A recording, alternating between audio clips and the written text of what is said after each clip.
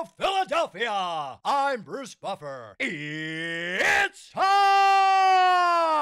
for the Anthony Gorgano Show. Well, good morning. Good morning, good morning, good morning. Happy Thursday to all across the Delaware Valley. This is the Anthony Gargano Show, and it's a special one. It's something near and dear to my heart. We're brought to you by Rite Aid, your neighborhood pharmacy. Visit your local Rite Aid today. Stock up on allergy relief or catch up on immunizations for RSV, shingles, and more. Walk in, schedule a vaccine appointment at riteaid.com. So, this is one of my, I've been doing this for a long time, as you guys know, and one of my favorite people. And in fact, he transcends meeting all the great athletes and all these people. I love this man. He's one of the great people to ever come through Philadelphia sports. He is affable, lovable, a great baseball man, and he's just near and dear to all of our hearts. We love him. He's the great Charlie Manuel. What do you say, Skip? What's up? I got to tell you, you look great. You look fantastic. It's sight for sore eyes, buddy. Yeah, I would never thought I would be sitting here talking to you so soon, really. And I want to be sure that people can relate to me today because it's very special to me. Yeah, you know, it's funny when the news of your stroke happened, and everybody was so worried. In fact, Missy, and we were just talking to Missy, your wife, about it, and having you here and see strong, because when I think of you, I think of strength, right? Like strong, and you're back. Yeah. God bless you, man. Yeah, I've been lucky and I've had a lot of people pulling for me, and I definitely been working hard. I know you have. I see all your rehab and what you're doing, and it's amazing. You have such a zest for life. Like, you love people. Your greatest gift is how much you love people. Yeah. I think when I was a manager in baseball and a coach, I think those are things that got overlooked because I do communicate real good with young people, and I used to really be good with the Latin guys. Yes. Because I could hit them and stuff like that. I could punch them and hit them and hug them and stuff like that. And they like that. Really. To this day, yesterday I picked up the phone and they had this Delima, a kid played for me in AAA when I was with the Twins managing. He called me, him and Joe Steinhardt. Joe runs the minor league thing, complex for us. And I used to call him Mama's Boy. And I started screaming, Mama's Boy.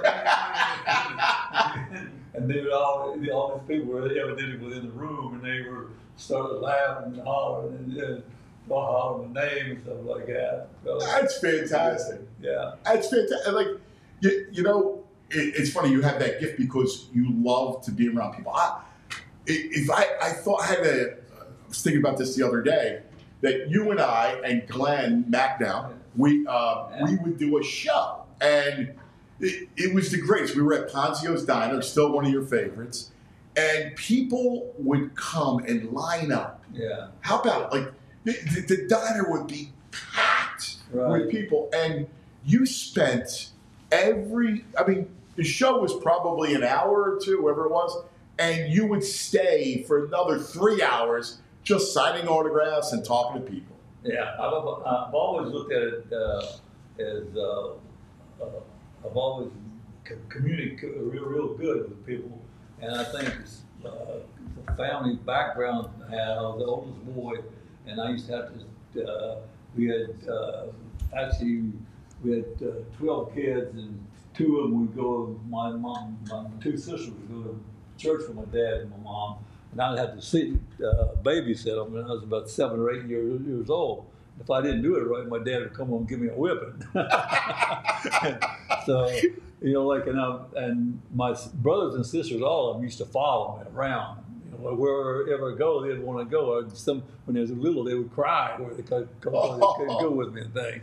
So, I think it come from my childhood, being around kids. Missy will tell you, I got a little granddaughter right now.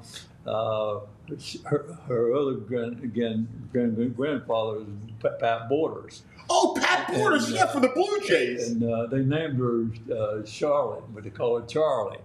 And she's, I mean, I do know that. I miss her. I mean, she's lovable. She's already taking BP and stuff. I love it. Got her off the tee and everything like that. She's really.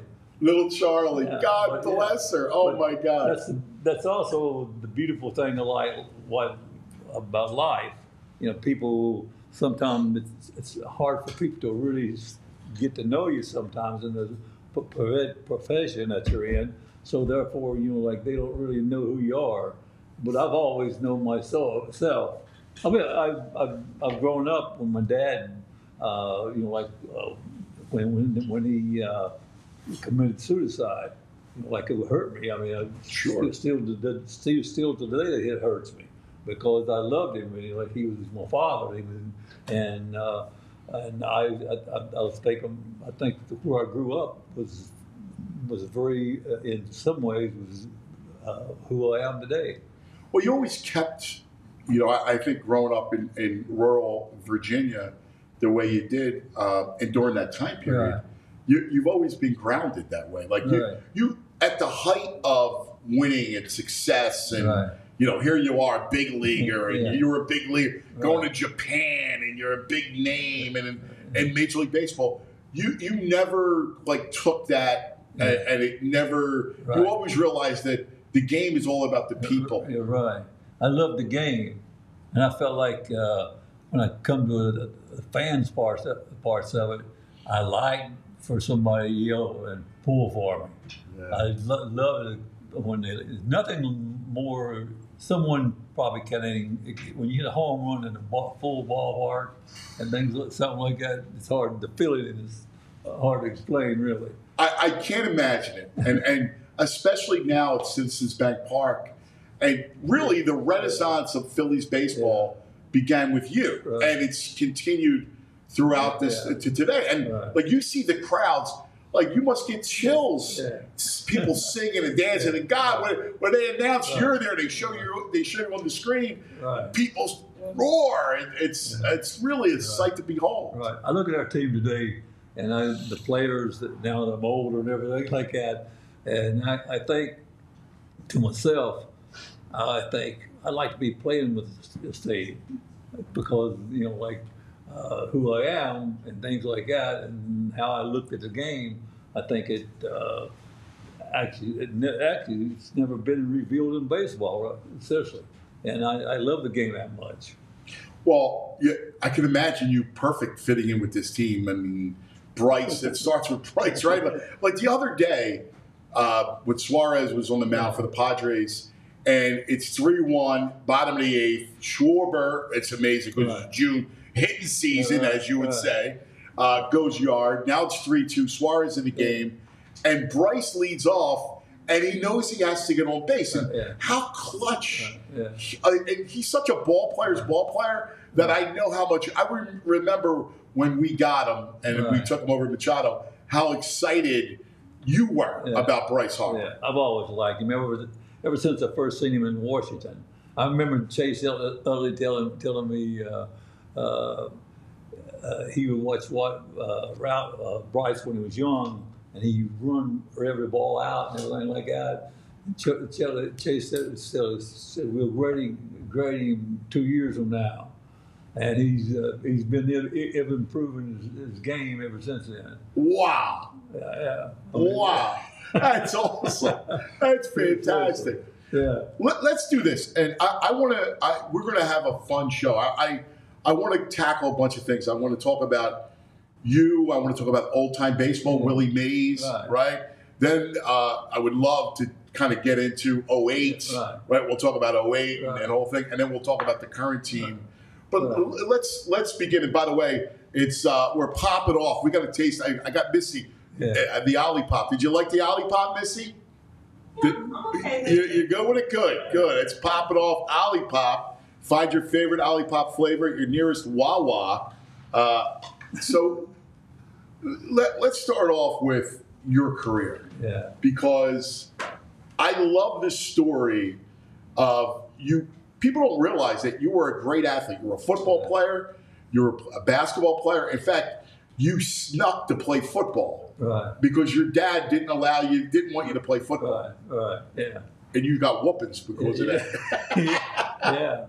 Yeah, he didn't want me to play, and I used to, my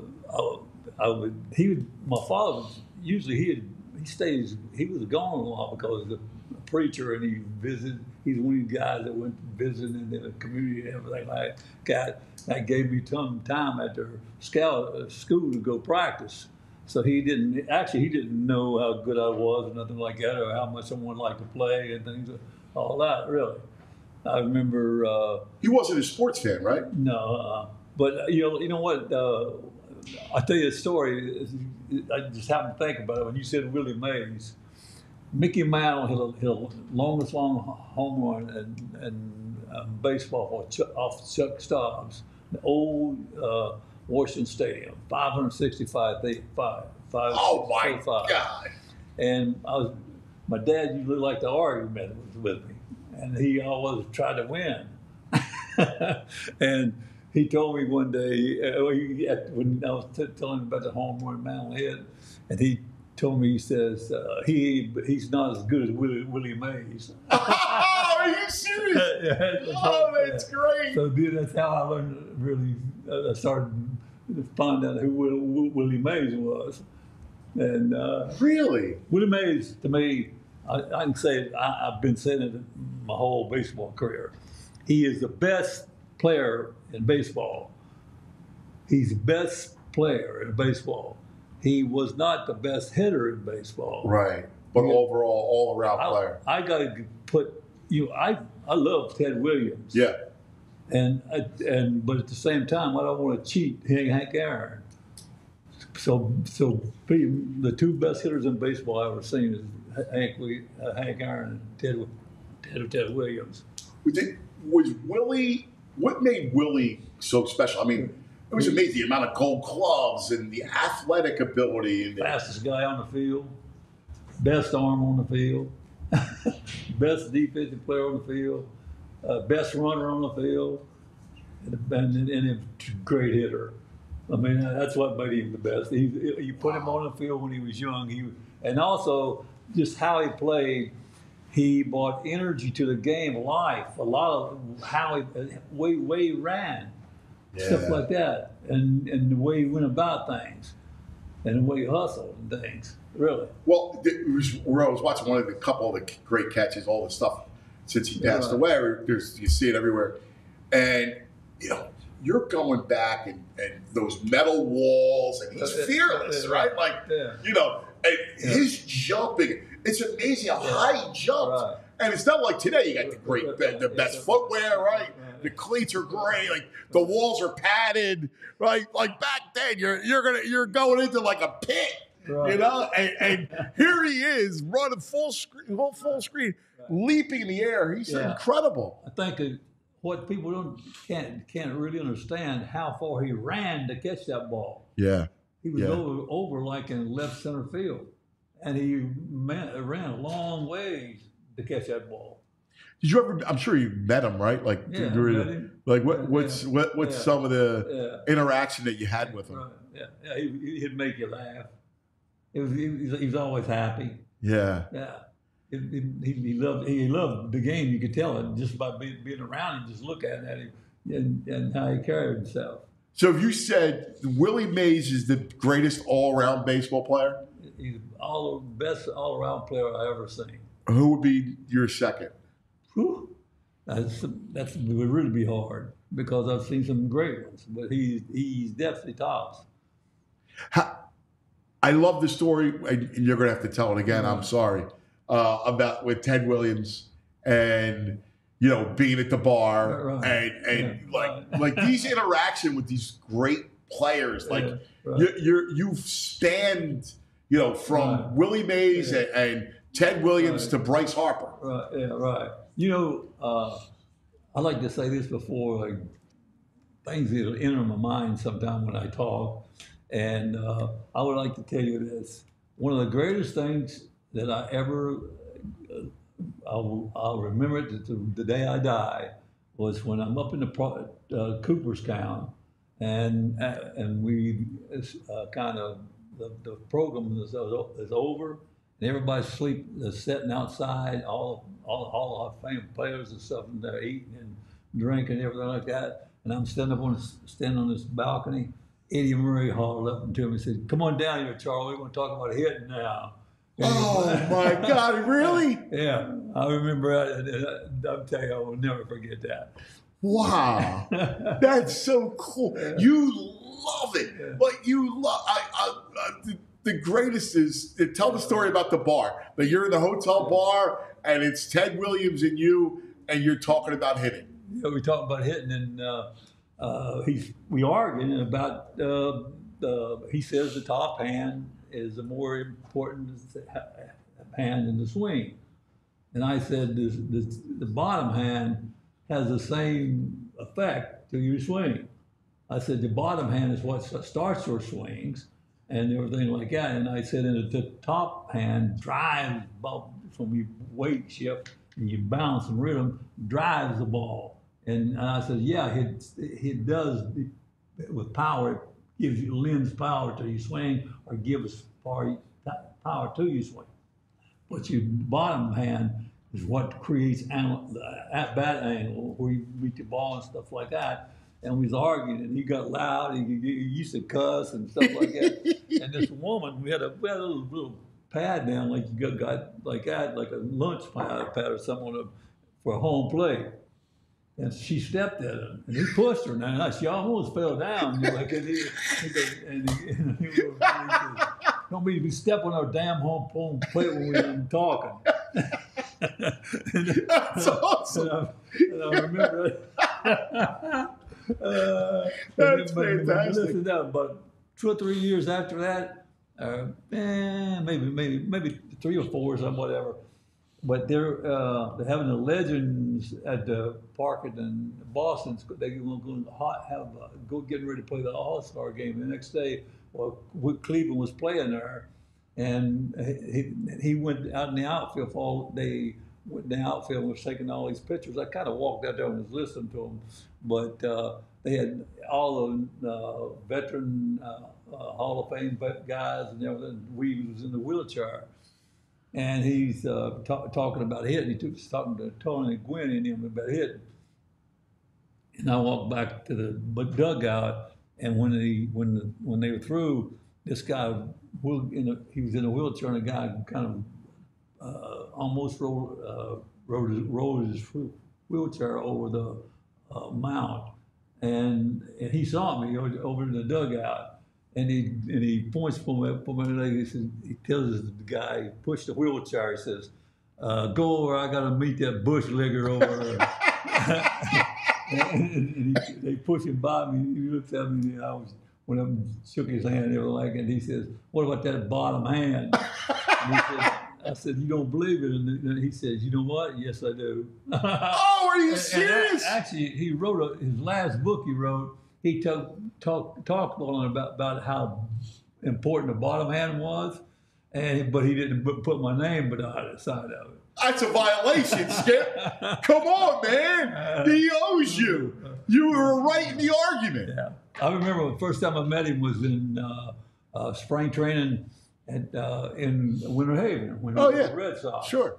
And I go over and I was excited as heck, and these guys were around him. I just walked right up to him and missed him and shook hands with him and stuff like that. And when I first met him, first year of '69, when I made the major league team, we played Washington. He was a manager. He remembered that, and he used to come up and watch Nettles, and I hit, and he would try to play to trade for us. Really, he tried to trade for you guys. That's cool. Yeah. You know what's cool? Like you love it. Like it was funny. I'll never forget. we were talking as, you were going on vacation. You and Missy were going to go on a cruise. And you're like, I got to go on this damn vacation, right? I go, what's it, man? What do you mean? I go, well, enjoy yourself. Relax, get some sun, relax, the water, the beach, everything. And you go, man, I just want to be behind a cage. I want to be behind home plate, behind the cage. And your happy place is, and how many times I stood next to you, you got your hands inside the metal, leaning up against the cage and watching hitting. People, I still stay in baseball. It doesn't make me mad. It used to, but it doesn't. But I say this: I can when I'm managing the minor leagues and stuff like that. I knew every player on every team, and why? Because I met them and I would talk with them when batting practice was going on. I'd laugh with them and talk to them, and even give them tips about hitting. Yeah. And so therefore, like when I'm around the cage. To me, like but the way you talk around the cage and you brag on guys and you get them high, get them going and stuff like that, that can have the effect that play in the game more than anything I've ever seen in my life. I mean that, like we used to stretch, really, but where stretches was not a stretch. It was like a meeting that you get in, you get a BS and everything like that and things like that, and then you get loose and you go hit and everything's, and you get prepared for the game. And I know and when I see baseball nowadays and they don't do that, I still get upset, but I understand it. Yeah. At the same time, some of the things I used to do, I know they were the best ways for me to do them. And being I always would build you up. That gives me also the credit to pull you down. That's right. Well, that's what made you such a great manager. And it's interesting. We talk about the love affair that Philadelphia has with you, and it's unbelievable. We mention your name and people light up. They do. When you first got here, nobody knew you, and in fairness. Baseball took a big dip in Philadelphia because the Phillies weren't any good, right? Like it was the end of the vet. You remember how bad the vet was, right? And now you come in, and they didn't know you, right? Like they knew Jim Leland because they knew the Pirates. That was it. And then you get the job, and at first, they were used to be on you all the time. Right. And I remember because I covered the game, and I knew you, and David Segui, who was a dear friend of mine, was like, take care of Charlie. I'm like, I got him. And so, I was the radio. I love Charlie Manuel, right? Like, whatever. And, I knew you and all from the Cleveland. Hey, I will tell you a story about David Segui. Every time he made it out, he threw his damn bat. He threw his bat in the dugout and stuff like that. And so, after about a week of seeing him, watching him play when he traded for him in Cleveland, he threw his bat and he's real mad. And I looked at him when he come back to the dugout and screaming on. I said, hey, listen, you're going to get about 5 more hundred about a bat. I cannot watch you throw your goddamn bat for 500 times. He was a hothead, man. Segui was a hothead. He didn't know what to say. He wanted to come back, but he didn't. He kind of dropped his head and walked away. I love David. He's good. All those players. David's world, he's a really great guy. He don't know it, really. He is a fabulous guy, and he also knew respect, right? So his father was Diego, who played, and so he respected, and he respected a guy like you. What was it like early on in Philadelphia? Like when you were getting criticized? Yeah. What was it like for you? It didn't bother me. People used to, if you could run out of our first first meeting we had with the press when they signed me as a manager. If you go back and look at that, I made a statement to them and said, I know people here don't like me, but when we win, they're gonna love me. And I said, that's what I'm here for. It's beautiful. I remember that. That was beautiful. Yeah, I tell you, compliments is good. I remember all the good compliments people give me. And when I was playing in Japan, I was the first free agent in Japan. I left the Swallows after I played for them like 2 years, and I left them because they won a World Series, and that was the only one they ever won in like 33 years in a 6-team league. They were in last place for like something like 32 times. Oh my God! 32 years or 31. They did get the 4th or 5th place one time, but we won the World Series when I played there.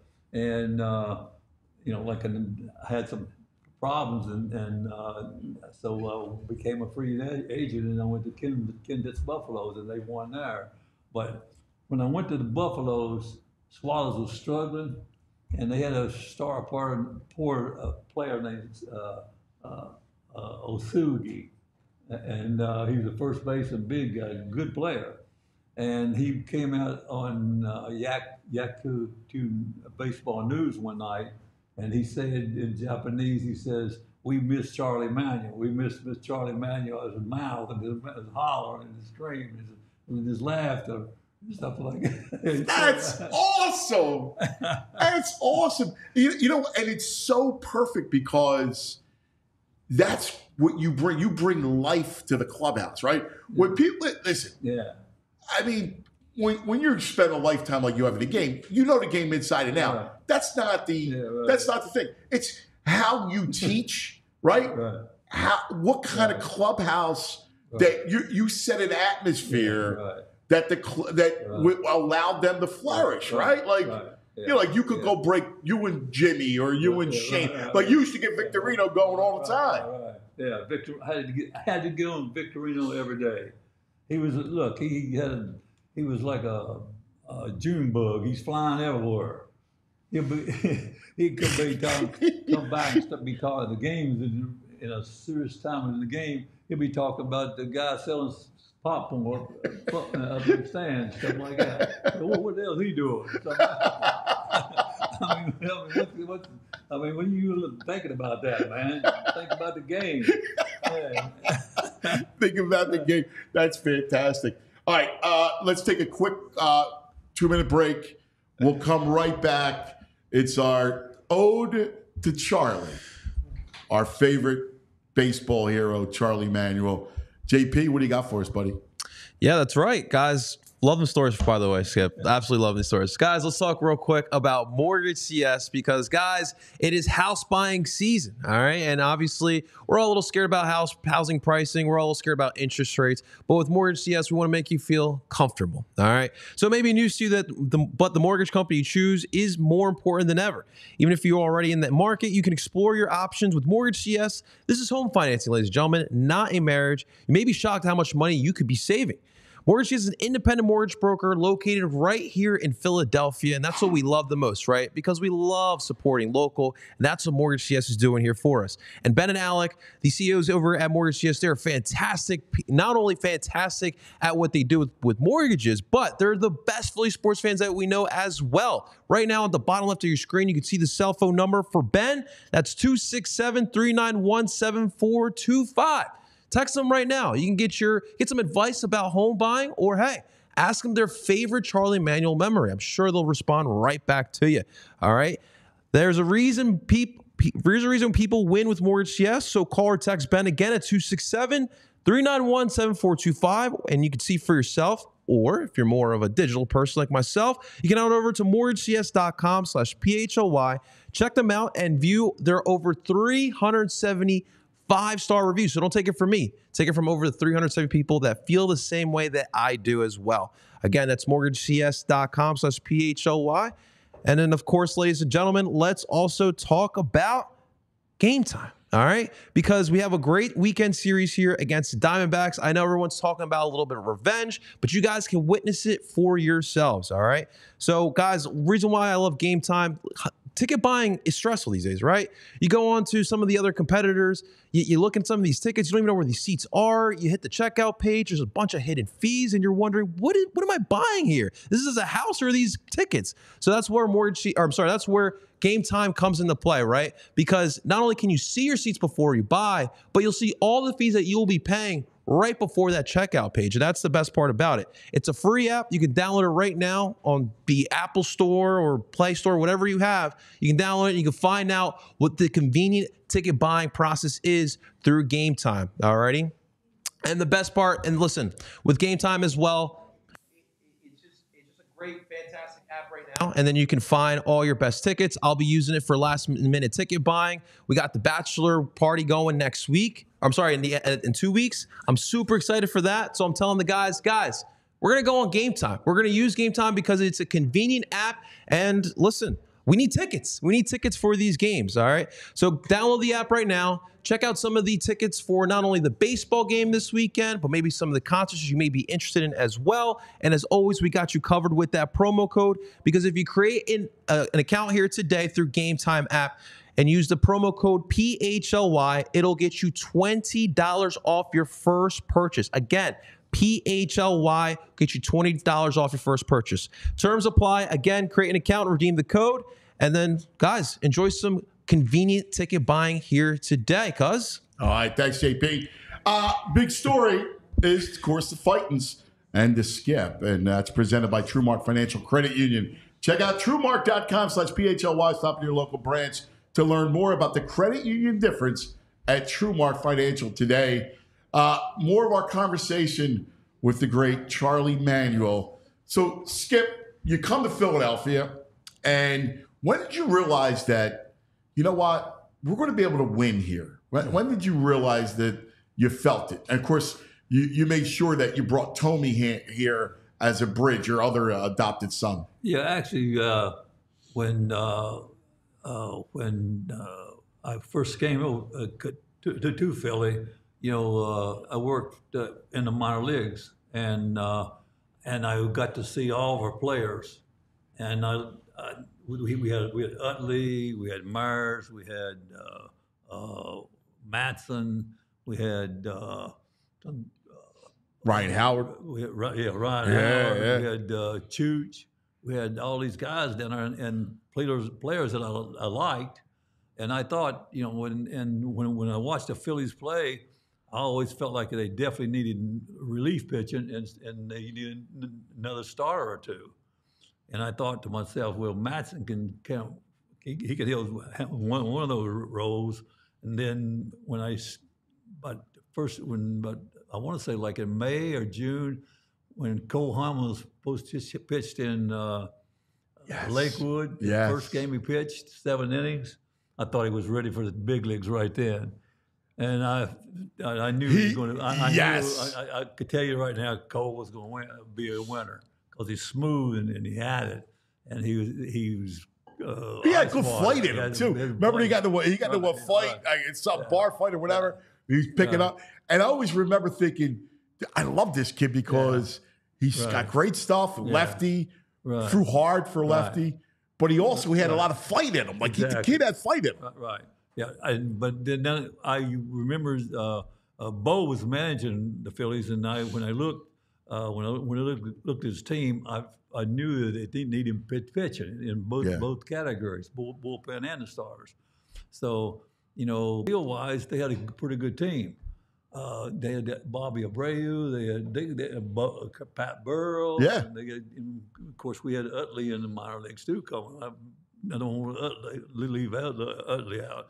But anyway, when I looked around and I watched them practice and watch them play and things like that, and I thought, this team can win. I know they could win. If when Bo was manager, if he would had a stronger pitching, he would have a chance.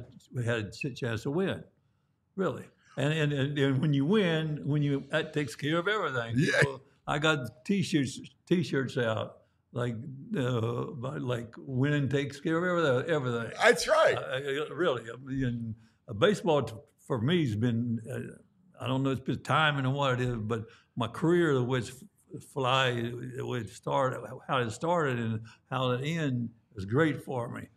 I remember people tell me all the time when I had a pin in my ankle and I couldn't run, the money's on the field, Charlie, and I used to get mad. Killer Brew them used to tell me that. I ended up making more money than they did, and they were star players.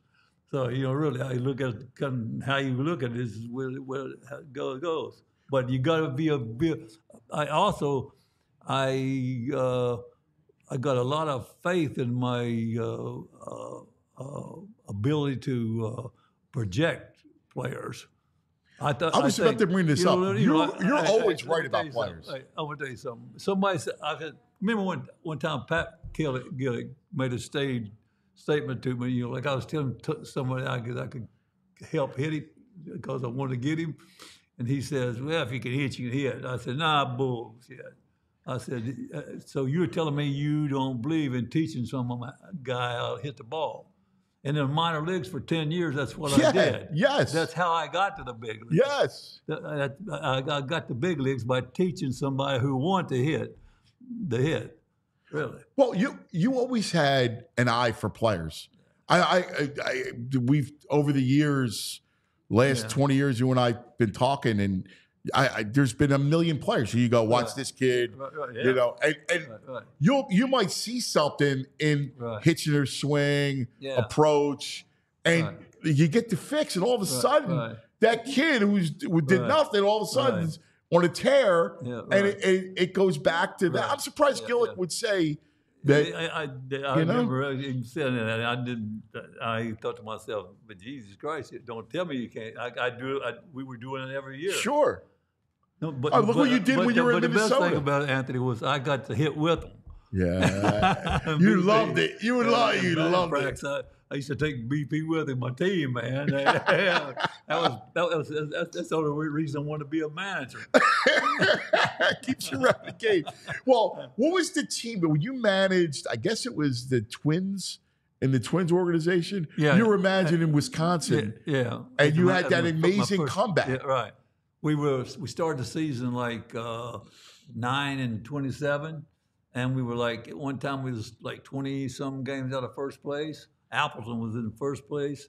And the end of the year at the draft, we got Mike Trout, dad, Jeff Trout. Yes, yeah. He hit 352 for us, but that's the only thing we did. And on the last series of the year, we played Appleton, and we went ahead of it. We beat them on Saturday and went ahead of them a half a game, and they beat us on Sunday, and we was finishing second. But we came with the same players. We kept it same thing. Well, it goes back to your values, which is to teach the game. If you go back, look, I managed 10 years in the minor leagues, and I think for 8 of the 10 years, the second half of the season, we always improved and we took off. And everyone, I'm very proud of my minor league guys too, because I've seen a lot of improvement, and we got a lot of guys to big leagues.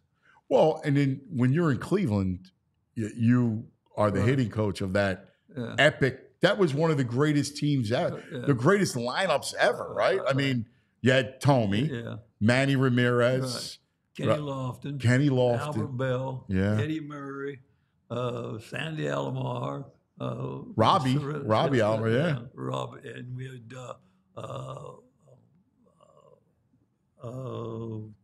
what's the left-hand hitter?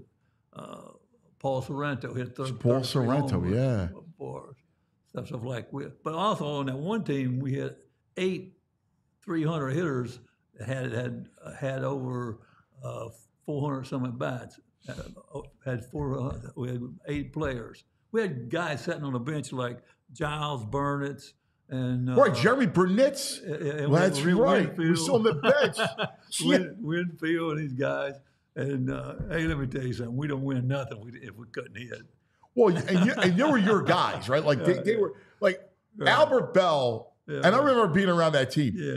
Albert Bell and Eddie Murray, they hated the media, right? Like They hated the press. You guys beat the Yankees. Do you remember? You remember that you beat the Yankees? And I covered the series. I remember walking in your clubhouse, right? And I was supposed to cover like you guys, right? While our other writer was doing the Yankees, and those guys hated the press. Like they hated it, and they loved you. I remember talking like it was funny. You didn't even know it because you and I were talking, and then Eddie Murray, who hated the media, because I was talking to you, you liked me. He talked to me. Yeah. So, like, I actually got it because of you. Yeah. I locked it right over. Eddie was in the corner as me and Manny. And they put me there because Manny was young and and I had to take care of him. And I used to beat him up every day. We used to wrestle like little kids, really. I remember we was in Randy Johnson was pitching the day we clinched in Seattle in the playoffs, and Manny comes in the cage. He's a little boy, like he's 20 years old, but actually he's 10, and he's laughing, giggling, and he says, "I no hit today." I said, "What?"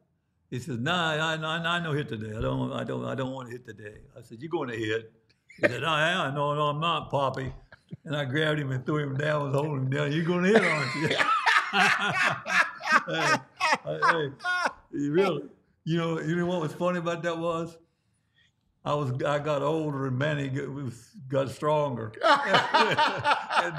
and he could stay with me after. I quit messing with him when he got stronger. That's awesome. Well, but that fun-loving way that you have is what made you a great manager. I'll never forget. Like people would talk about age, right? And to me, age was never an issue about relating to ball players, right? It was demeanor, right? Like, it doesn't matter if you're 50, 40, or 70, you relate to ball players. Yeah, I can still tell someone that's working nowadays in baseball. If I tell them things that I did, they look at me and say, "Oh, you didn't do it." Well, I didn't do it. I was in charge. It was my job. I did it. Like whatever I wanted, you did. Basically, our team, we were a team, and they trusted me and they believed in me. And no way I ever, never if I lied to you, I'm not going to do it. I'll let you fire me before. Really. But you can ask our players. All the players we had, they know I liked them. Yeah, they were my guys, and I think they felt that, they respected that. Yeah, they trusted. I mean, you know how it is. Like that sort of thing's about trust. By the way, this portion of the program brought to you by the Bet Park Sportsbook Casino app. Download it today. All your best stuff right there on the Bet Park Sportsbook and Casino app. Trust. It's so much about that. I'll never forget when you threw Dallas Green, God rest his soul, you threw Dallas out of your office. You went, "This is my office, all right? Let me tell you." What was that? That was a great story. Yeah. He got on radio and he kind of we were struggling at the time, and he made some statements that weren't good, and and I confronted him about it, and everything he said, I meant it. And eventually he walked back in my office and talked to Pat Gillick. Told him, said, "You got to talk to him." I said, "Okay, I'll talk to him." Of course, he wanted to talk. And when he got to come to my office, I told him how it was going to be. And I told him, I said, "I don't need you doing nothing. You don't have nothing to do with my team." I mean, I remember you saying, "You're like, listen, we got a problem if you overstep." But I think first of all, he loved you in the end. He loved you. Well, I've always had respect for him. I remember when he managed the Yankees and the Mets and things like that. I've never, but I was mad. And he said some things that I thought was definitely wrong. So I confronted him on him, and really. The best is you offered him out. Yeah, you offered to fight him. Yeah. I mean, yeah, I would have fought him. Yeah. Yeah. Yeah, I remember that. And You know, sometimes the hardest thing about it is when you know something and you know you're right, and somebody's telling you sitting there, if he might be your boss or something, yeah. and he'll be telling you what he wants done, and we got to do this, and we got to win, and stuff like that. And you, when I look at him, well, we ain't gonna win if we could do that. Right. And stuff like that. And he looks at me, so yeah, well, we're not going to win when we're going to do that. And when all of a sudden you get in an argument and things like that. And then actually those arguments, they build up, and when your team starts struggling, you'll be gone. But you got to face that, and that's part of the game of baseball. And it's to me, it's in principle and integrity, stuff like that comes into play, and really, and I can be a manager or something, whatever, but I got to live with myself. Well, you always had your players' backs in that way. We talk about, like, you would argue with Gillick. I remember those stories. You had no fear because you're like, listen, I'm not doing anything for a job. I'll always get a job. Right. Yeah, I always thought if I did my job right, then I'd have a job. I always felt I looked at that way, really. But I also think the players, and I think that's why this city, right? Of all the people that have come through, and so many great Phillies and sports figures, the reason why I think you have a special relationship with the fan base here is because of what you said. You're honest. Like there's, you speak from the heart, and this is a town that speaks from the heart. I'll tell you about story about Ruben Romero. I traded for Ruben Romero. He was in AAA with Vancouver, I think, and I traded for him. The reason I traded because Manny was young. Yeah. And we was planning on sending Manny back out to AAA baseball for another year. And Ruben was him and Wayne Kirby were going to. Wow, Wayne Kirby. I forgot about him. Wayne Kirby, I got Wayne Kirby too. In Cleveland, I could definitely sit in on all the trades. I had that happen, and every player we got. And that's one. And in my baseball career, that's one of the most happy. Was about 12 or 13 players that was happy. Made me happy because they were in the big leagues 8-10 years, minor leagues 8-10 years, and never seen the big leagues.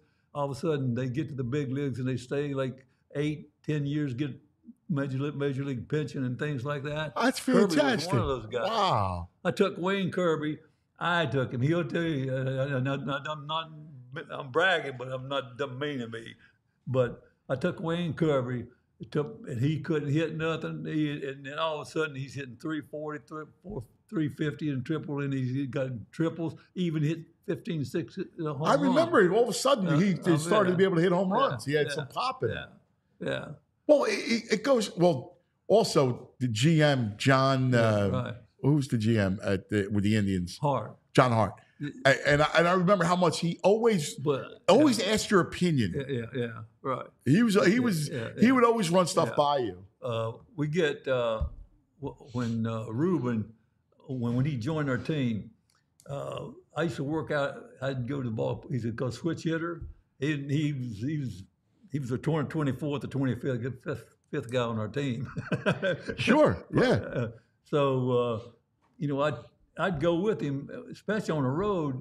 I'd take him to ballpark like 8 or 9 o'clock in the morning, and he would hit for like 2 hours or something like that. And I would throw it to him, and I threw hard too. And from both sides of the plate, he worked left hand, right hand, and hit.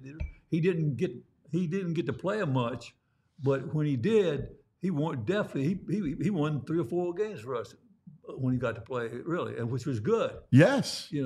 It's like Walter Austin told me one time. I looked up and he told me, he says, I don't care what you hit. He says, as long as you help us, if you get 2 or 3 hits a year, help us. And if everybody on our team that sits on the bench says we'll win. Listen, but that's smart. Like that's wisdom. Exactly. But like Ruben, he played good for us. He did play well. Let me ask you, because we'll skip around a little bit, and Rube, to this day, I talked to him not long ago about it. We were talking, one of his hardest days ever was when he had to let you go. Yeah. Well, I think at the Phillies, actually, I thought I was getting too old. I was at 70. I think I turned 70 or something. Yeah. And that was actually, but they're really now I look back, that's when analytics really started getting in the game. Yeah. And they got rid of Bobby Cox and got managers like this, and the old guys and things like that. Like really, like so the young guys that working now, the young players, if I would try to coach them like I used to, nah, no chance. Really. Yeah, but the interesting thing is, though, you adapted. Yeah. Like what I think the Phillies didn't see. And by the way, let's talk about this for a second, but the roster was completely done. Right. Like that. At that point, I talked to you that Easter. I don't know if you remember. Right. You guys were in Pittsburgh. It was Easter Sunday. You called me. It was like 6, 7 o'clock. And you go, I go, what do you think, Skip? Like, and you're like, I think I got a bunch of leprechauns.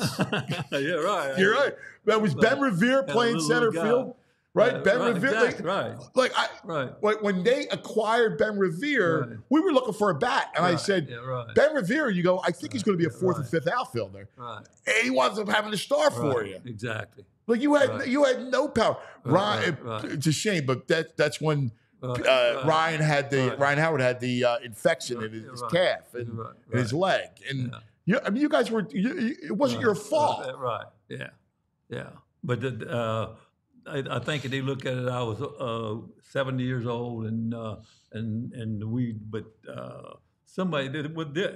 It's baseball, right? That's baseball. Right. And what happens when they start?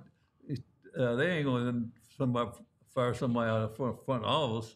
They're going to fire the manager. Yeah, he's the guy that was, but most of the time they'll find out. Used to fire all the coaches. Now they don't do it no more. We wanted. I don't even really want to get into the politics of the game, because I could take you back when I was a rookie, when I first started playing in the minor leagues, and I could tell. That was before that. The black player, like he couldn't eat with us and stuff like that. He couldn't stay in a hotel. Wow! Oh my God! So when you got in, I didn't realize segregation. Yeah, segregation. But they came a long ways. Oh my God! I had guys on my team like Pat Kelly, Chuck Witherspoon, Minnie Mendoza. These guys, they were my buddies. They were my friends. They can't go eat with me and stuff like that. I mean, I can't even imagine. But the politics in the game, the politics in the game is people don't see it. I mean, and it's kind of like the world nowadays. People, they want to look out for themselves. Yeah, really. Yeah, I mean, it's horrible. And you think about, a guy like Willie Mays, and we talk about Jackie Robinson Day, and what those guys had to deal with, and they still, and how amazing those players, how gifted they were, and how strong they were to face, to face, all that adversity and all that hatred and racism. I came in at the end of that. Yeah, but and today, but it's better, much better today. Right. Much better, of course. But at the same time, back then, that's when I first started seeing the politics in the game. Yeah. When my guy told me one time, general manager told me that he couldn't bring me to the big leagues at that time because they had to have rooms, the roommates, and I wouldn't have a roommate. Are you serious? I mean, how crazy is that? That's insane. But really, Oh my God! Hey, look. I mean, what you've lived and what you've seen. I mean, it's unbelievable. Sit tight. You need anything? You got water or anything? We got food coming for you. We got all kinds of stuff. This is such a treat as we celebrate the great Charlie Manuel. Hey, let me tell you about Parks Casino. All right? What a spot, man. Parks perfect. After work get-togethers, date night, girls' night out, sip on tantalizing drinks, soak up the warmer weather. Good vibes right now at Parks Casino. Parks Casino, this is how you win. My casino of choice, Parks Casino, now offers an epic $5 happy hour. Great food and drink every Wednesday through Sunday at the Liberty Bell Gastropub. Enjoy $5 drafts or Ford Stout, Victory Seasonal, Parks Pills. Enjoy $5 glasses of Albertoni Cabernet. Enjoy the drink of summer. $5 Twisted Tea, frozen whiskey, Arnold Palmer's. Plus, you can feast on flavor-packed $5 small plate of Brave short rib sliders, hot honey chicken sliders, rotisserie chicken flatbreads. The all-new Parks Casino Epic $5 happy hour is happening right now. Summer's approaching. It's right here, right? First days today. All roads lead to Parks Casino, the number one casino in Pennsylvania. Parks is 3,200 state-of-the-art slots, 115 live table games, plus a beautiful poker room and sports book. An incredible award-winning restaurant collection. Check out Joe Conklin's Comedy Night with headliner Joe Bartnick on Thursday, June 20th. The best cover bands every weekend and only at 360 Lounge. Headliners every weekend at the 1,500-seat Excite Center at Parks Casino. And by the way, Tiffany Haddish, who's fantastic, will be here on September 27th. Tickets for all shows at parkscasino.com. Got to be 21. Gambling problem, call 1-800-GAMBLER. Parks Casino, this is how you win. Awesome stuff, cuz. Well, as the Skip would say, it is hitting season, right? And as you're heading to the ballpark, you guys need to make sure you're enjoying the game, but also, you're going to enjoy the game. You make sure your eyes are protected. And that's why we're talking about Shady Rays, ladies and gentlemen. You guys know me. I love my sunglasses. And with Shady Rays, not only are you going to be stylish, but you're going to be protecting your eyeballs while you're watching those Phillies hitting those dingers, all right? And listen, don't take it from me. Take it from over 300,000 people that have rated Shady Rays 5 stars or more, all right? Everyone agrees it's a great product. And what I love the most about Shady Rays, not only are they stylish, but we've all been there, right? We pay a boatload for these sunglasses, and then 2 months down the line, boom, you lose it, right? Well, what Shady Rays does, not only are they giving you a great product, but you're not breaking the bank for these sunglasses. And if you happen to lose it, break it, whatever it may be, they will replace those pair of sunglasses for you. No one's doing that, ladies and gentlemen, all right? And here's what you got to do. So for our exclusive listeners only, you get 35% off our polarized sunglasses by using the promo code PHLY. Guys, that's a great deal, all right? 35% off all polarized sunglasses. Use the promo code PHLY. So this summer, guys, stay styling and profiling while it is hitting season with Shady Rays. All right, my man. Thank you, JP. We've reached the 10 o'clock hour. 10 o'clock hour brought to us by TrueMark Financial Credit Union. Stop into your local branch or check out TrueMark.com/PHLY to learn more about the credit union difference at TrueMark Financial today. So, part 2, hour number 2 of our discussion with one of our favorites, right? The great Charlie Manuel, who is looking incredible. He is such a gift to us, and we just love you, man. I'm sitting here talking, and I'm thinking about all those conversations, and it's thank God you're here, brother. I tell you something, I can't go nowhere where people everywhere I go, there's people come up and shake my hand and greet me and things like that. I like it when the women do it, but Missy's shaking her head. Missy kind of gets mad sometimes, especially when a young girl shakes my hand. But I can't tell you how I feel about it. Really, it's amazing. Well, after you had the stroke, and in fact, Missy was telling the story. At WIP, they did a line dedicated to Charlie, dedicated to you, with well wishes, and the people from all over the Delaware Valley. I mean, I told you, people know how close we are. I've got a million. I was trying to text you this person, that person, because the whole city loves you, and I'm sure that helped in your recovery, right? Yeah, without a doubt. That definitely. I never would have thought 2 years ago I'd be sitting here talking to you, really. I mean, but at the same time, it was a challenge, but it's something that I had to do. Yeah. Yeah. Yeah. I know you. You're like, I'm not going to be denied. You got more things to do. Yeah. My nurses used to get mad at me, because I'd go to the bathroom and wouldn't you buzz them. I'm sure you were. You wanted to do a million things. I know how you are. So let's talk about this for a second, because you I know you know this, but when you guys won that World Series, that World Championship, it broke a streak of 25 years without a title in Philadelphia. Is that right? Yeah. In 1983, the Sixers won the title.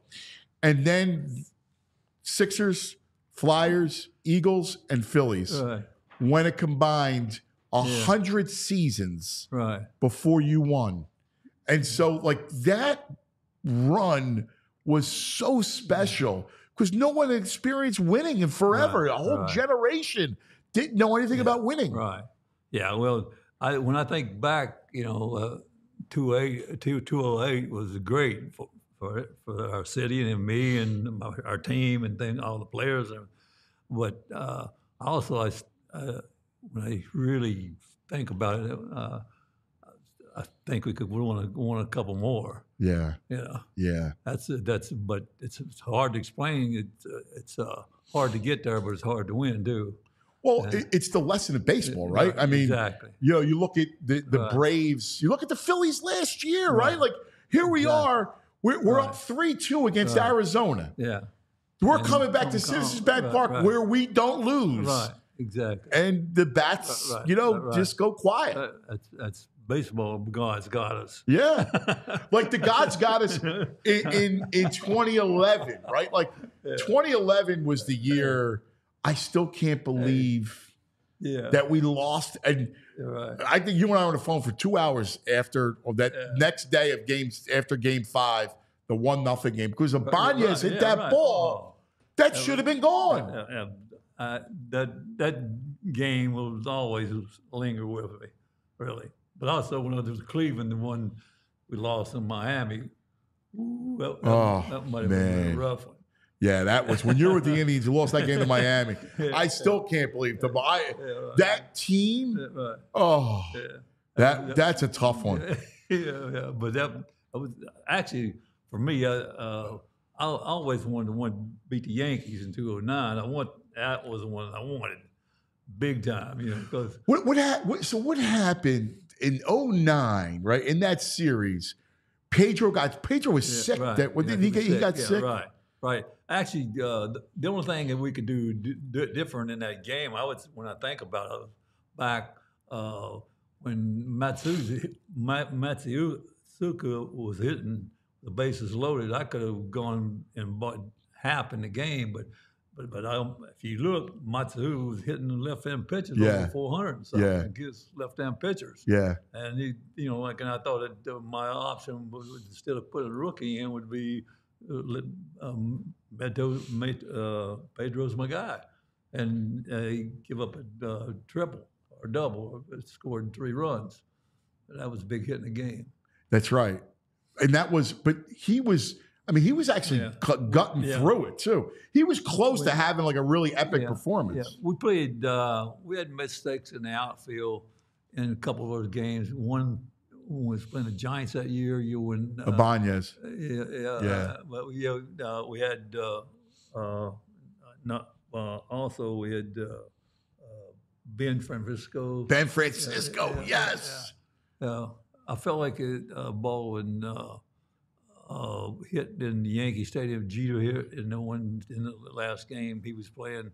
The ball was up there a long time. I felt like he should have caught it, but that's I don't. It's kind of you always kind of hindsight. Oh, of course, guys make mistakes, and that's a game. Well, especially out starter, right? Because we beat them in game one. Right. And I remember thinking, wow, man, like we got a chance. That we're gonna beat this team. Chase was out of his mind. Remember when he had 5 home runs in that series? Yeah, right. He had 2 or 3 above him off CC. Yes. Yeah, but we. I never. If you think about it, Anthony, I never ever in a press conference or to the media really say one thing about one player. No, it was always about our team because I felt like the game is hard to play, and there's reasons why you make mistakes. Yep. And people might not understand that.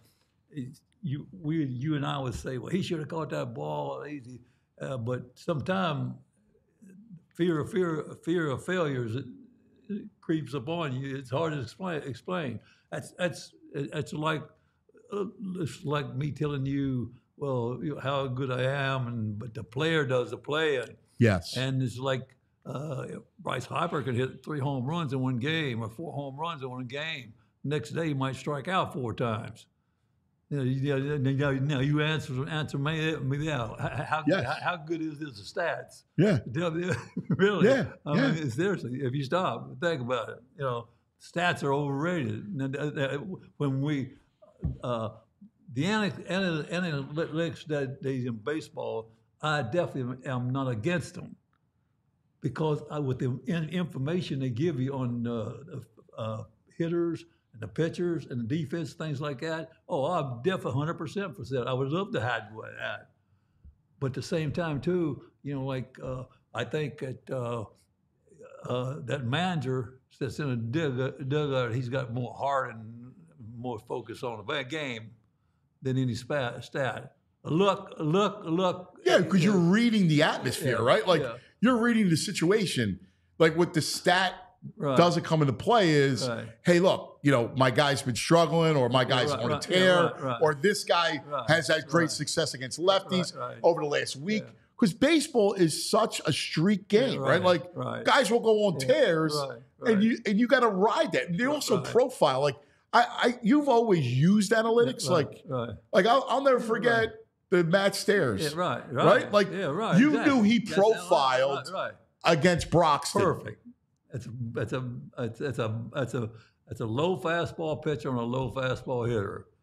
Perfect. Jenkins was perfect for ball 4. Yeah. But he hit a high fastball. He's a low ball hitter, and things like that. Yeah. When I did some things, I made some better moves than nobody ever talk about them. I made mistakes that got overlooked too. I remember you saying, look, hey, you expected, this is great because you would expect the reporters to call you out on something. And if they didn't call you out on it, you're like, ooh, all right. Like, they should have called me out on that one. Yeah, let's go. Exactly. One of the most ridiculous things ever was, well, Charlie doesn't know how to double switch. Because you came from the American League. It's like, what are you talking about? Let me tell you something. When I had... who was the name of the little infielder? He's a coach for Braves now. With the Phillies, you had him? Yeah. He was our utility player. I'll think of it. Geez. I can't think of his name. But anyway, if you go back and look who I'd sit on a bench late in a game. If I might have ran out of my hitter like Dobbs in the 7th inning, because that might have been the only time we was going to get to win a game. So then now, when I make a double switch and take Burrell out of the game, there's a chance he might hit again in the 9th inning. Yes. Yes. So- And you need the power. Right. You know, you need the power So of it. therefore, I'm a bad manager because I'm double switch there. Yeah. Why do I need a double pitch switch there? Yeah, and people used to always use that Right. as Yeah, the double switch. You got a double switch there. Well, that's not necessarily accurate. People always want to voice an opinion, and everybody don't like you. Yeah. It's the truth. And it was all because you win or lose. Right, exactly. You got it, Greg? I don't. You got it? Brave staff. Yeah. Yeah. The only one to Brave staff that is a Philly guy is Sal Fasano. I don't think that's who he's talking about. Sal Fasano. Remember him? Sal Catcher. Fasano, the catcher? Yeah. So let's go back for a second, because there's a story that you got to tell. We were talking earlier about you invested, and people don't know this, that Charlie is a master investor. Like, you know everything about business and stuff, but you're a part of Perfect Game, which is an awesome thing. Perfect Game for youth baseball is a great organization. In fact, my son Massimo plays, and we got the Perfect Game tournament this weekend. But you were talking about how, like in Japan, Little League Baseball's big. You saw the beginning of baseball in Japan and the culture. Right. So when you first go to Japan, you got to tell the story of all of a sudden, like, you're running up mountains, you're sleeping on wood. Tell the story of your first day of training camp. First day is I arrived at the airport that night about 1 o'clock in the morning, and I was never used to having attention, and I got off the plane, and this television cameras they were following me about 10. It's big news that you were there. And then they take me down in this room, and they got the lights off and everything like that, and they starts flashing lights on me. Would come, and they hold up my number 4 and everything, and actually I was petrified. Seriously. And this was, what year was this? 1970? 76. And I was, if I could go on and get back, got on a plane, I would do it. I would do it. I didn't know where the plane was at. How crazy is that? Like, here's this guy, young guy, right? Born in rural Virginia, and you find yourself in Japan. Right. Yeah. That was a rude awakening. But actually, when that night, when I went back into Tokyo, and we were going to Yunemoto, at the southern part of Japan, where we took spring training, and early in the morning, like 4 o'clock or something like that. And I went to a discotheque, they had Big Billows, and I met Clete Boyer, Roger Repos, Sipin, and Davy Johnson. Wow, so all the American guys, you were at the disco. I love it, at the disco in Tokyo. That's fabulous.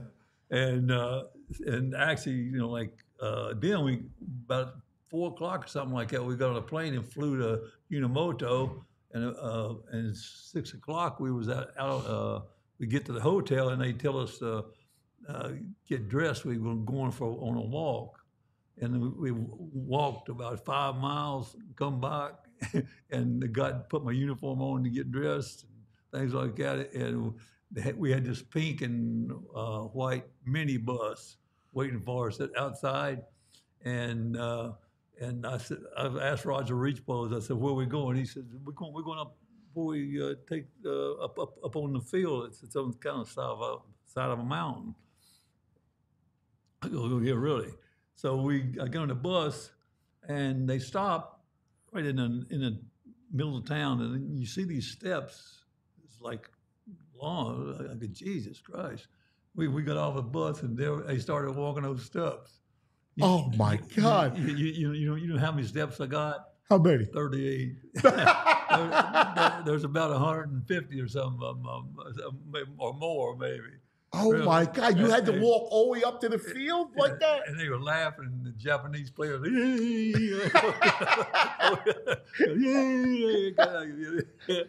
so I, finally. I tell you, I told Roger, and we went up and worked out that day, and it's the hardest I've ever seen. You couldn't, it's like be in the service. We're rougher than that, really. And when I come back about 6 o'clock in the evening, but also too, I noticed our pitchers started running when we first got up on the first practice, and it was dark when we left, and they were still running. Oh my God, are you serious? And so I came back, and they said, "All right, let's go get in the Japanese bath." And This is the greatest. And so like I'm so sore, man. I cannot move. I mean, I'm sore all over. And Roger Repos and Luigi was my interpreter. They helped me downstairs, and so I got in this bath, the Japanese bath, big round bath. It's almost like a pool, right? First one I've ever been in, and it was Celsius water bath. So I'm get over, and the moment I got in, and I went over to the corner of the pool, and I'm laying there like it's like I fell asleep. Yeah. And I woke up, and all these women were there. See, all these women are nude, and they're just walking around and giggling, and they would come and hit me on the arm, and putting their hair on the arm and stuff like that. And I thought I was dreaming or something.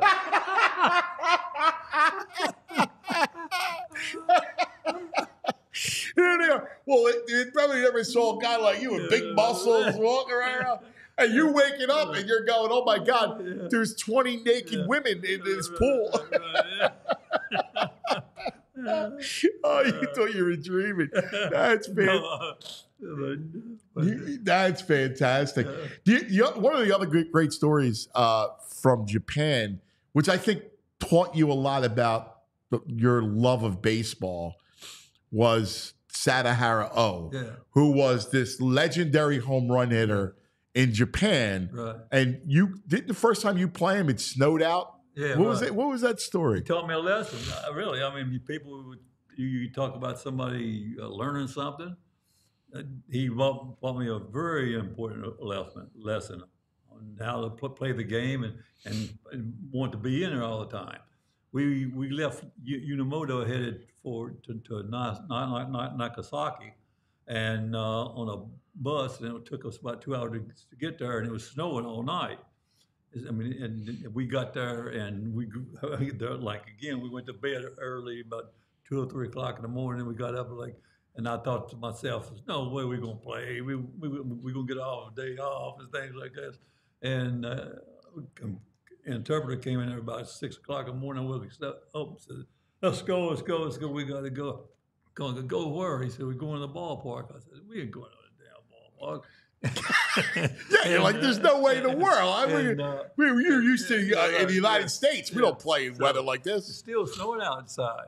We get on the bus. We drive to the ballpark, and these elderly women are out there with these wooden rakes, and they're scraping the snow off the infield because it's a sponsor's game, and we got to play. And it's about 20 degrees, and and they scraping all the snow off. And I'm thinking to myself, hell, there's no way we can play like that. And so when I got off a bus, like Sada O and his interpreter come over and start talking to me.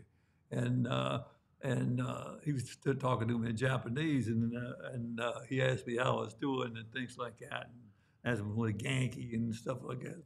And I go, not doing too damn cold. It's too cold for me. And he said, never too cold, not to want to hit a home run. And first inning, he's batting, and I'm playing right field, and he hits a bomb over my head. And it's over my head, hits the stands, and he comes back, and he got some more hits that day too.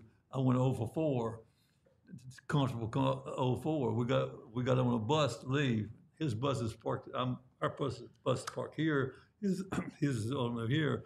And I'm sitting in the front seat on the window on the driver's side. He's on the other bus on the driver's wheel, and he tipped his hat to me like that. And I told Wow. and I told Akimono, my interpreter. I looked at him and I said, "You remember it?" I said, "Because I'm gonna beat his ass as long as I stay here in Japan." and for the next 4 years, you can look. I homered it. I hit him. I knocked him more runs he did. Go look. I don't know it's in the book. Really. I love it. We're gonna beat his ass the rest of the way. Right. That's fabulous. That's fabulous. Let's do this. I want to I'm going to tell people about something. I want to talk about this team. Greg's got some things that we're going to, good memories for you that we're going to talk about. I'm dying to hear what you think about this squad and what they're about, because I'm up for talking about it. I know you are. I know it makes you happy because they're just so special. Yeah. Hey, I do want to tell you about Sleep Healthy PA. It's Dr. Andy. Listen, sleep apnea is very dangerous, right? Does a bunch of things, right? One, if it's that bad, your hearts can stop, right? You stop breathing for moments. And what that does is your body never gets into REM sleep, which is really, really dangerous. You wind up, your body needs to repair itself and regenerate when it comes to that deep REM sleep. That's what it does for you. Well, with Dr. Andy, he has a cure for sleep apnea that's not about the CPAP machine. He's a dentist by trade, and so he uses dental appliances to open up your passageways. He also uses laser therapy, which is not painful, which does the same thing. You should go to sleephealthypa.com. That's sleephealthypa.com. And get an appointment, get a consultation with Dr. Andy Cohen. I love him, man. I'm telling you, he's got the answer to your snoring. Not to mention, I'm sure it's keeping your wife, your girlfriend up, all right? It's going to make for a happy night, a restful night, and it'll do some really good. It will do your body very good. Go to sleephealthypa.com and tell Dr. Andy that I sent you. Charles, this team, off to this torrid start. I mean, they're just amazing, and they come up big every month. We were just talking about yesterday when or 2 days ago when Suarez is in, and there's Bryce need a hit, gets a hit, 4 straight hits to win the game. Right. The season, when they first started, the first couple games, 5 or 6, they didn't now get out so quick, but all of a sudden, man, they started playing good, and they play together, and they play the whole game out. They win games late. They can win early. They can win the game in the middle part of the game. I love to watch them. They got a lot of life, a lot of energy. It seems like things just go. We expect things to go our way. Yeah, I expect them to win. Yeah, but also too, one of the biggest thing I look back, and Bo and I always talk about our team. And I told him in spring training, and I said our pitching's going to be better this year. And he didn't say too much. He was waiting to make it. And I started. We've been out 2 years now. And that experience we got is going to really help us, in our bullpen especially. And I said, our pitchers' command's getting better, especially starter Sanchez. He's got 100% better. He's a good pitcher, man. Yeah. He's coming his own. I mean, really. And then Junior keeps getting better and things like that. So I told him, I said, our pitching's going to be good this year. I'm telling you, and I see him yesterday. I told him, I said, "What about that pitching?" We get in the argument. They're never going to let me win. But our pitching definitely, and I look forward to even be better. but we don't take losing. We don't let it linger. No. I mean, our attitude, we have a great attitude, and we love to play the game. We've got a lot of guys that they really play together. Well, you bring up let's talk about the rotation for a second, because Wheeler is legitimate ace. I mean, he's every bit a horse, man. Right. I love. You can argue he's the best pitcher in the game. Yeah. You can. Then you follow it up with Nola, who he does is eat innings up for you. Right. Right? Right. I mean, you can count. And you know what's great? Right. The gift of Nola, too, is his motion is smooth, right? Yeah. Like that he's going to be able to, he's not going to have arm trouble. Yeah. He's going to eat up innings for you. Yeah, he never quits. No. He'll hang it. He takes it when he gets lit up, he takes it. Yeah. It's good. He's got a great demeanor about him. Yeah. Very good. And I know you love this guy because you've always been high on him, and that's Ranger Suarez. Yeah. We used to have our meetings, and Bo and I were both.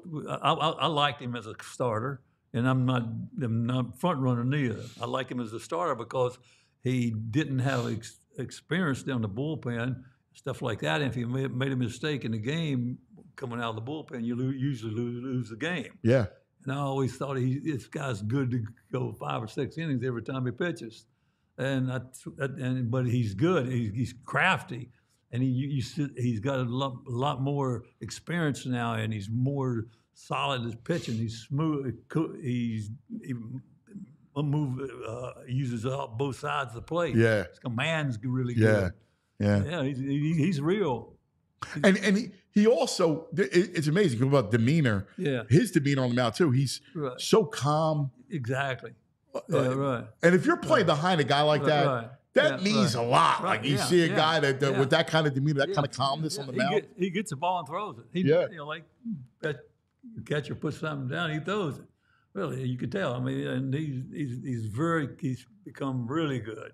Well, you brought up Sanchez. What's been his the reason why he's having this kind of success? He's got better command, and he commands both sides of the plate. And he keeps if when he makes a mistake now, he makes it make down. And down, they won't hit, I've always taught you pitch down and you want to give him home runs up high. So high, you can't make that mistake high. He used to make mistakes when his ball is flattened out. His command is really good, and his breaking ball is sharper. Well, that's what I was going to ask you. But his velocity, he's 95, sneaky 96. Now. Yeah, right. He's sneaky. Yeah, right. I didn't think he had that kind of a lot. Like I think his fastball was like, damn. I saw it the other day. I'm like, wow.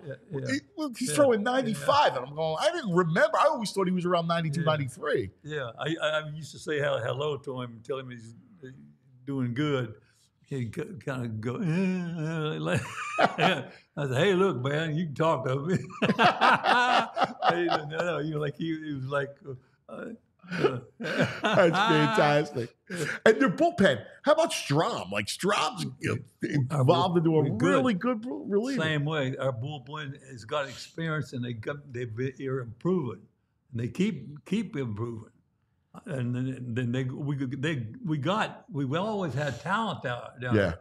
Our pitchers always had good stuff, and they doing a good job. Hey, our coaches on our team are doing a good job. Our defense is better. Yes. Yeah. Baum has really improved at third base. He makes mistakes sometimes, but he's improved 100%. Really. I mean, when he's become at third, yeah. I got to ask you about Bohm when it comes to I love his approach. Like I love him as a hitter. Like I'm curious, of all people who has a PhD in hitting, when you look at Bohm, like his plate coverage is ridiculous. His bat path's always perfect, and he can hit anything. Let me tell you something. Bohm, when Bo and I both scouted Bohm at the same time. Oh, did you? And he had a rough time at third base. Yeah. He looked like they couldn't down. He always got down late. He's tall, lanky. But when I saw him hit, he had a great approach as far as hitting the ball in the middle of the field and stuff like that. He had his right field. He had that down. And I've always thought that, and when he would go to hit the ball, his bottom would get back to the bottom hand again. He used to take but he hit the ball like that. Yeah. And so that's balls going anywhere from center field to right field.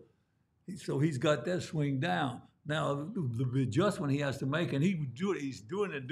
He's getting better at it, and he should get much better. That's when he's going to get it more into his power.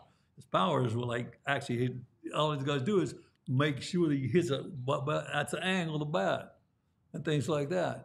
You know, like and he because then you would be able to yank it. Yeah. Look, I don't want to hit the ball right there for my bottom hand. I want to hit it like a backhand sitting there. I want to hit it like that. Look, you can say any one thing. Look, this is inside the ball. Yep. People say some hey, you got to let the ball travel on you. They let the ball travel on you. So where you can stay inside of it. I can stay as long as you hit the ball like that, you're inside the ball. Does that make sense? Yep. Now, this is the middle of the field. That's the middle of the field. That's a pool ball. Yeah, right. And Baum's strength is inside, and you look and see it when he started. He had a game we went 4 for 4 here about a week ago or 2 weeks ago. Yeah. He had a double first time of a rocket down the left field line. Then he hits a homer to left center. Then he hit a double to right center. And his last time up, the ball was about this much off the plate away, and he smoked it to right field. That's tremendous. I love that. I know you. I'm sure. That's why. Absolutely. That's hitting. I mean, really good. He's still going to get better, I think. Well, I think he'll get. Yeah. We always talked about the power with him will come, right? Yeah, just naturally, he's going to get. He's stronger, bigger, right? I hear people when I get around hitters and things like that. When I listen to them talk. I know when to say something to them and someone not to because they say you mess me up. I see Hoskins is played here last week. Yeah. And Hoskins he has an Indians. You've been watch your son playing things stuff like this. Hoskins when he's getting ready to load, and he strides. When he strides, he comes back, brings the bat up like this. No, I got to have a set out. My setup. This is my setup, and my load is here. And not all the way up here. The pitcher's releasing the ball. He's still going back here, and he's did that ever since I've seen him. He will not do it sometimes, but most of the time when he's struggling, he does. But if I go tell somebody that, guys worked with him last week, and they don't want to hear you. But it's funny, when he's talking about it, it's amazing because that is like that little thing of matching when the pitcher's release point. You got to be into your swing. A second. Yeah. So this is like you get Howard and Tolman is a much easier way to set up. They put batter up here, bought, and then that's their load. But you got to set up and load, and also tell those guys like Marsh when he's hitting, he's got the bat like this. A lot of times, when he hits the ball like this, as he smokes, that's when he crushes the ball line rise. But he likes to get down there a little bit, and he got his bat down here this way. Now look at my backhand when I come on, I have to come right this way like that to the ball. If I just go this, put the bat where it's supposed to be in the hand of my hand, and got it, and when I make sure I'm coming off. I get to come that way. Instead of going this way. Yeah, you'll come right through the zone now. That's if you do that, you're not going to hit. What makes Harper such a great hitter? Like, what makes him such a great hitter?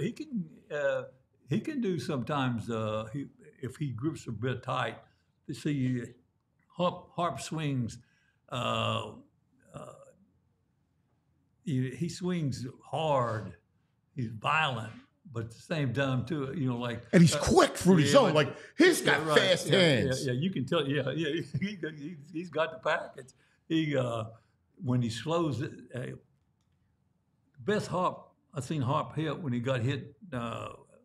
Pitcher almost hit him in the face in St. Louis. Yeah. And then for about a week, you guys and they were talking about he's scared of the ball and stuff like that. I knew right then. I've talked to Harp about it, and he said I was right. I knew right then what he was going through because I got hit in the face twice, real bad. Did you really? Yeah. But anyway, like what it did, and it slowed him down.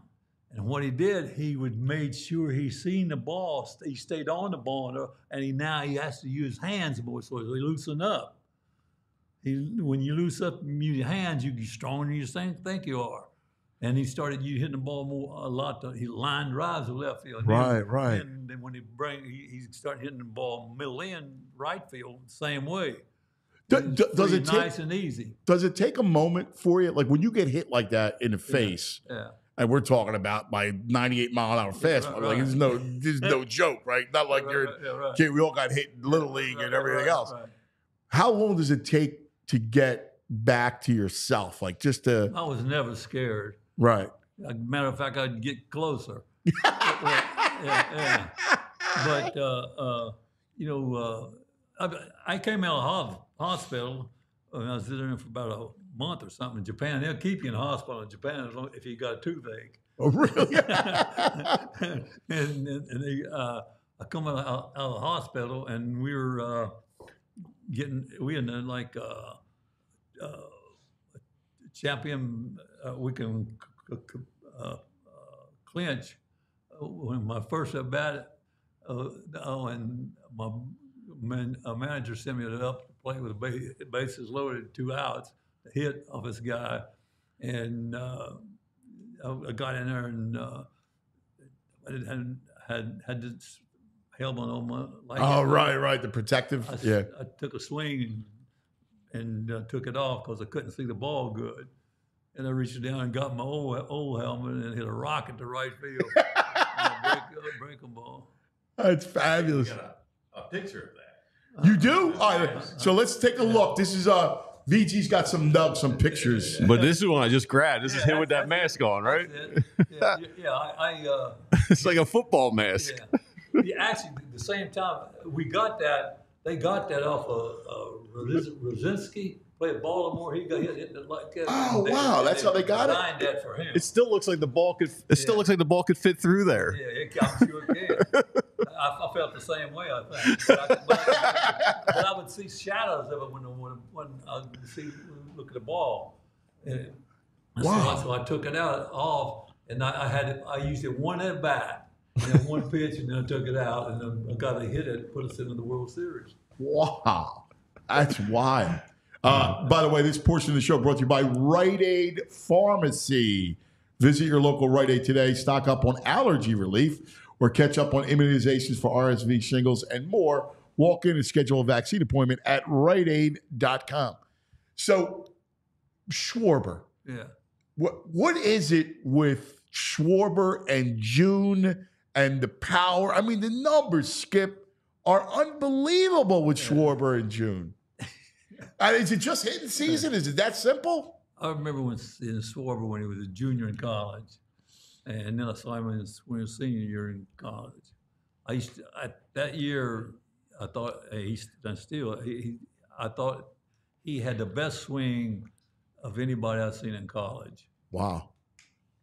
And he's got a tremendous. He unloads on the ball. It's short and quick swing, and people.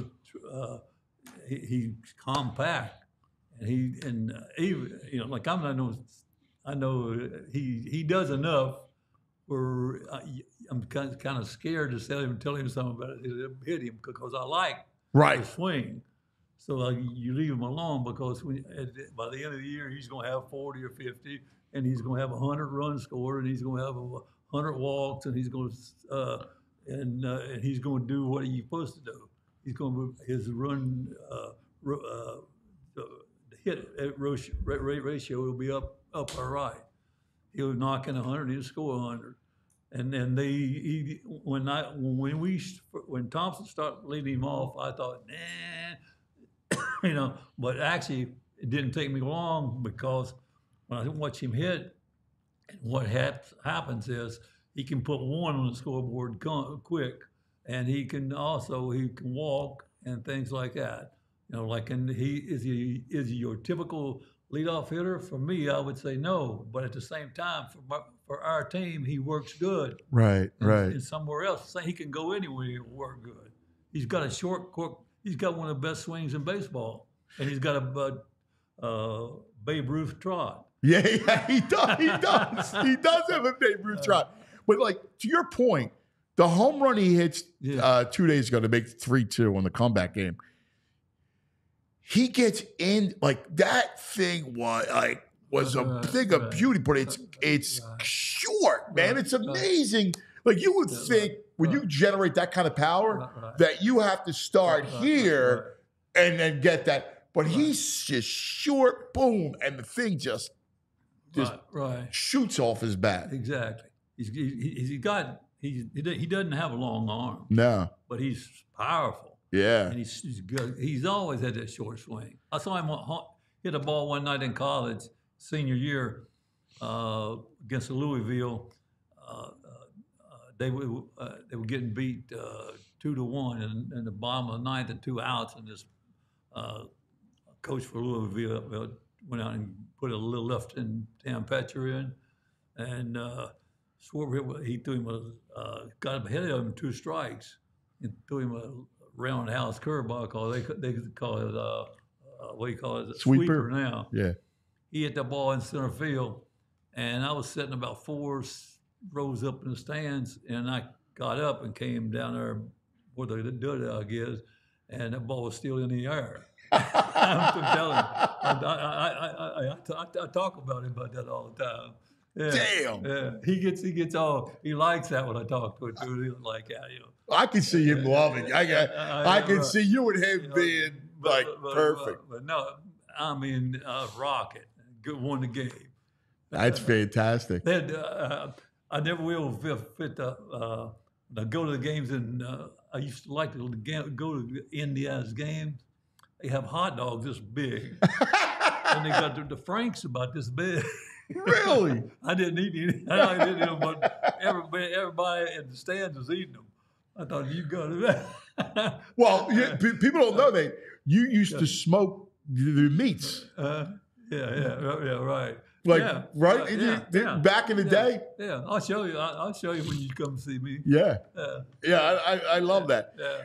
Before we get to VG's Nugs, I do want to ask you, we talk about Rob Thompson, and there's a lot of similarities with Topper, in that Topper seems to have that demeanor, right? Like people could talk all they want about moves or whatever, but he's got a demeanor that really makes it comfortable, it seems, for this group. I think when we first, when Robbie first wanted to become one of our coaches, I think the experience, being around the players got for him, because they got to know him and things like as a coach and things like that, and as a person, he has a great demeanor of getting along with people.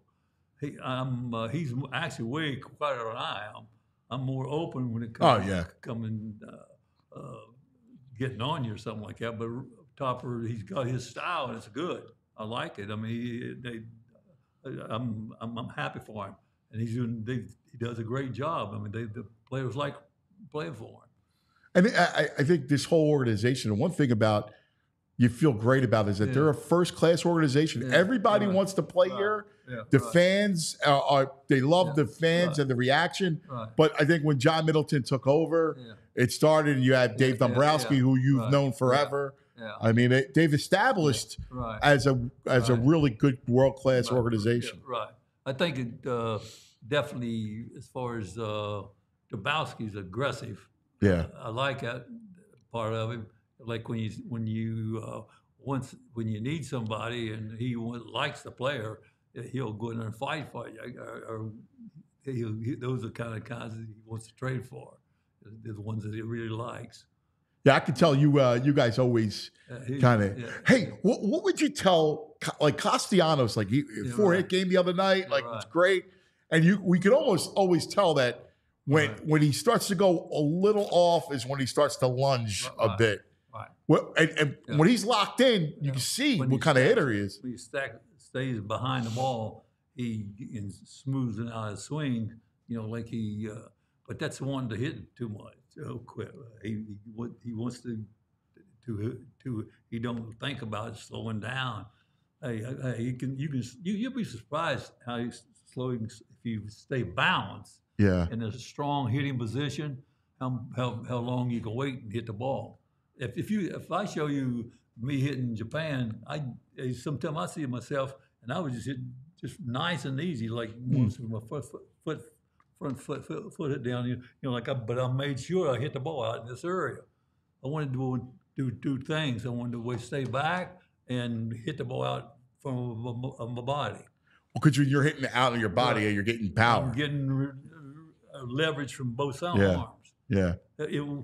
This right here is what they call inside hitting the ball. But the players, if I'm hitting, I'm a left-hand hitter. I want the ball hit. I hate inside the ball for me to hit it right here. Well, the guys teach now to let the ball get right here, and you can't. It takes the bat speed away from you.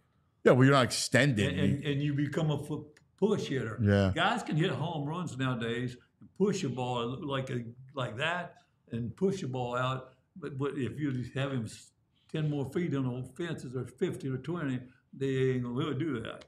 Yeah, that's where you need extended. You get smoked. Right. Got some fun stuff with you. So VG, you got some nugs for the skip? Yeah, we got some photos. We'll show you some photos and just get you to react to some photos maybe. But I just like the fans in the chat room are loving it. First of all, I don't know if he deserves credit for this, but they love your shirt. They say you always look phenomenal. The shirt's on fire. Is that you, Missy? Is that you dressing him? Yeah. Yeah, it's her. And I don't know if the fans love you, but we had this woman, Linda, in our chat room. She drove her daughter to Virginia Tech for school, and they made a specific visit to Buena Vista to see where you grew up at. Right. That's wild. Yeah. Pilgrimage. Yeah. Right. Yeah. All right. So, Andrew, you want to throw up a photo? Yeah. Back in the day, you and the Charlotte Knights, you and Jim Thome. Yeah. It's big Thome. They had that same picture up at the ballpark in Charlotte. Wow. The old ballpark. Really? Yeah. What told me, when's the last time you talked to Jimmy? I usually talk about every 10 days or a week. Yeah. Oh, wow. It's always about his son. He's telling me his son's good. He's good? Yeah. How old's his son? He's 16. Yeah, that's fantastic. Yeah, he's good. Yeah, it's we're going to have a comparison between his son and my grandson. Oh, yeah, because your grandson's 16. Yeah. It's winter. Yeah. Oh, that's great. He's a little bit bigger, my grandson. He's stronger. Wow. He's about 170 pounds. Mark, my grandson's like about 155. Get out. Yeah. That's going to be a good competition. It's the next generation. I love that. Here's you and Bob Davidson. Yeah. What's this like to get this close and scream at an umpire? I was going to choke him.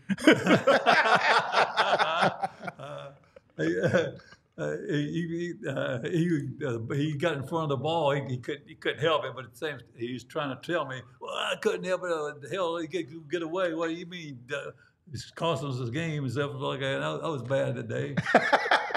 Is there an art to getting thrown out? Like, I used to get up. I used to love Jerry Lane, especially. Jerry Lane just throw me out. He would never want to throw me out of the game, but I would make him sometimes. And I would come up and tell the umpire sometime. I said, "You're going to throw me out of the game. I don't want to throw you out, Charlie." Yeah, you do, because I'm not going back. I said, God damn, I'm embarrassed, but you can be that bad, and I'm embarrassed for my team and everything. And I almost cry, you know, like a goddamn. Just throw me out! Throw me out of the game! Yeah. Oh, that's I said, I'm not fantastic. going over and facing my team like that. Really. But the best one was in Detroit. They got suspended for it. We had to play it down the line.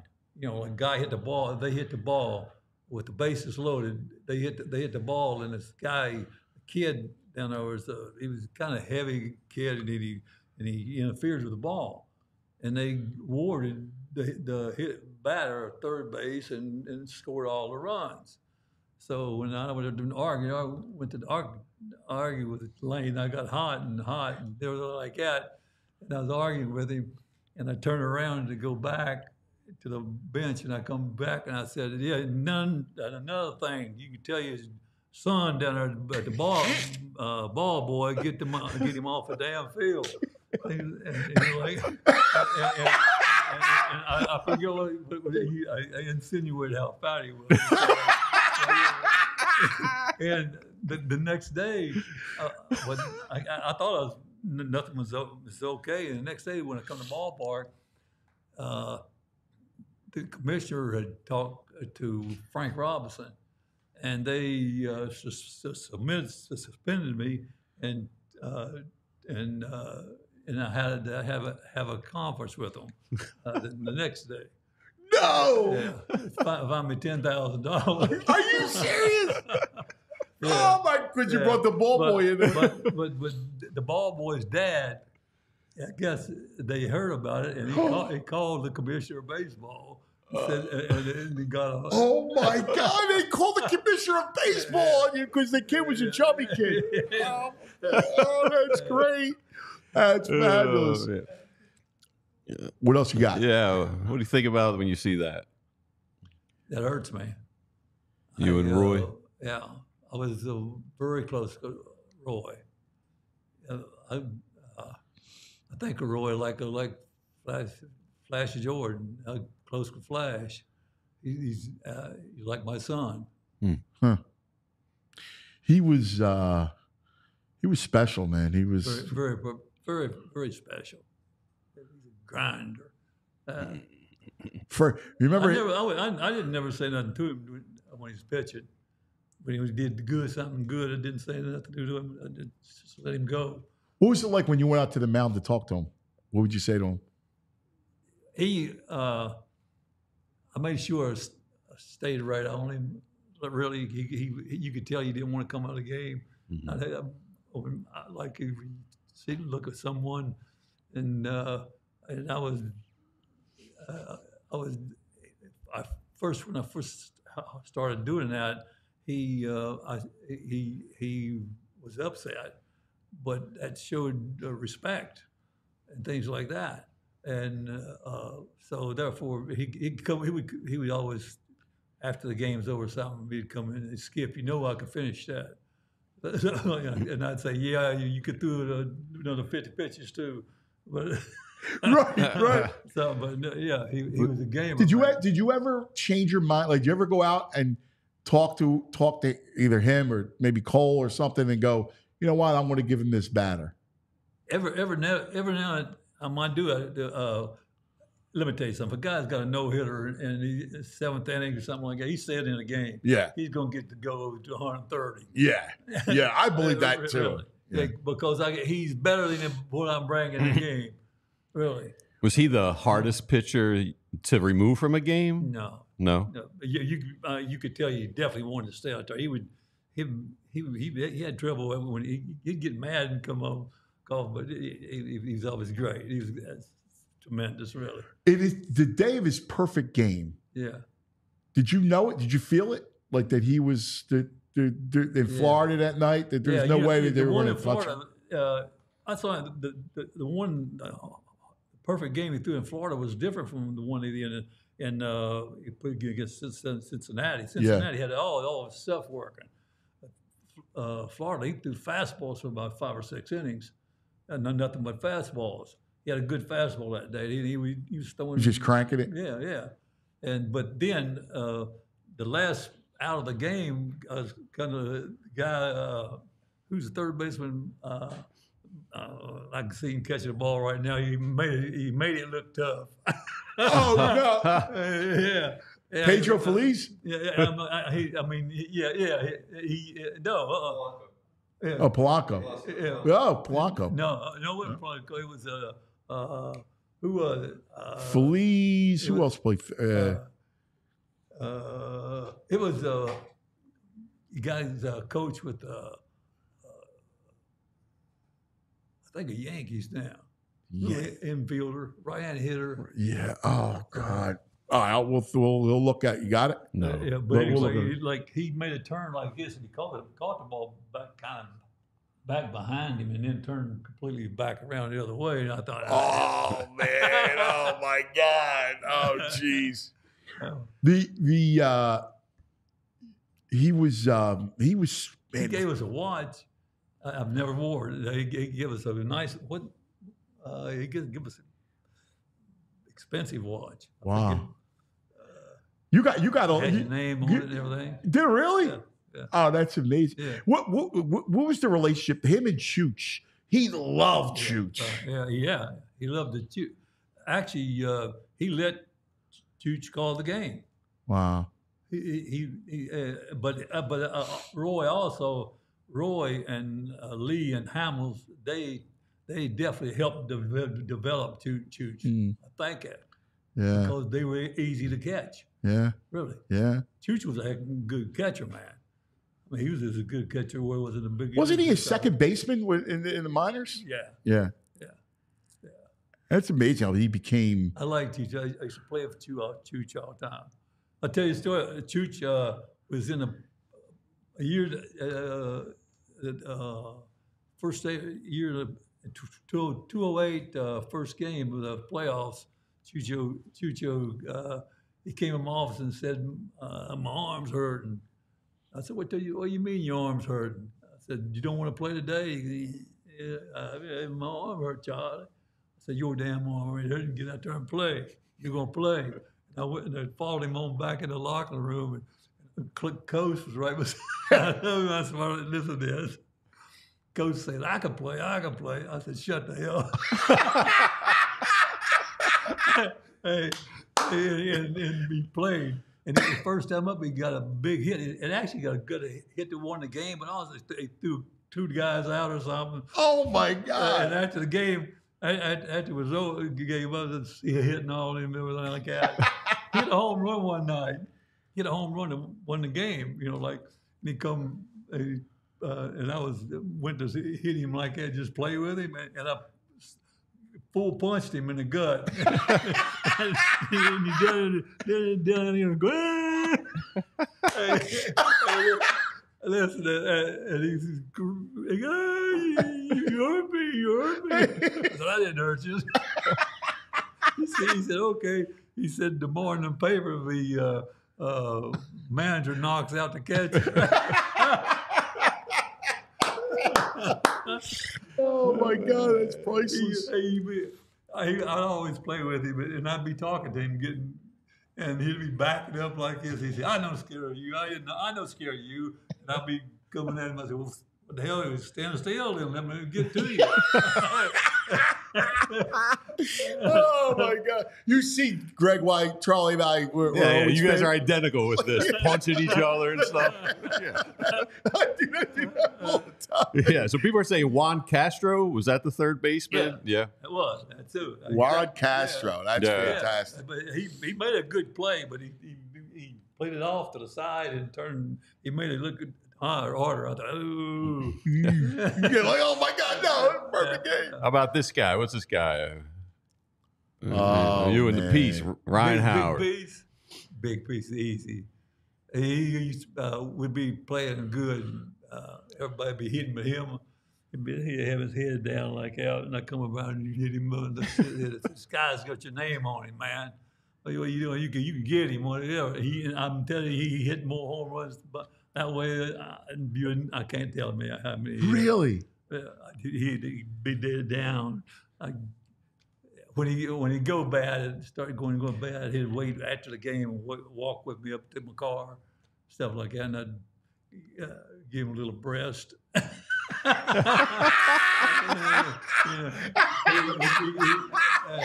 Give him a little breast. He's good. But that's what made you such a great manager, because you knew that Ryan Howard needed you in that moment. I'm gonna tell you something. When I named him a big piece, he liked that. He loved that, because I was after I named him, and I started joking about another name. He said, "Nah, big piece." Oh, really? I didn't know you. I never knew that you gave him that nickname. Of course. Yeah. Analytics. There's no analytics for Big piece. punching under the chin and telling him he's ready to go. When we came out of spring training in my first year, I called all the players in and talked to them on one-on-one. Like I called Pat Burrell in, and I told Burrell, I said, "Burrell, you're my everyday left fielder." I said, "But you're not going to hit fourth no more." He goes, "Why, Charlie?" I said, "Because I got another guy that's going to hit 50 homers. You can hit 25 or 30. I got a guy that's going to hit 50. And he said, "Who's in?" I said, "Howard." Wow. You could ask him. I told him that, yeah. I got a guy that's going to hit 50 homers. It's Howard. How great is that? Yeah. Told him that. That's cool. Yeah. What else you got there, Greg? You and Jimmy? Yeah, Jimmy. Oh, that's your guy. Jimmy's my son. Hey, look at him. Hey, I jump on him, and he would never say anything back to me. He loved you. He loved you. He was a great player. He was definitely underrated in baseball, because he is defensively, and his arm. He took care of all he handled all both sides of cut off and read Yes. On the field. Did a super job for us. Real good. And he always had a knack for big hits, like bright lights. Yeah. Like Jimmy would come up, and he loved those moments. Yeah, right. He's another guy when we're playing, and he got the big hit off of Bloxton over Yes, there. yeah. Pete McCannon was sitting on the big bench, and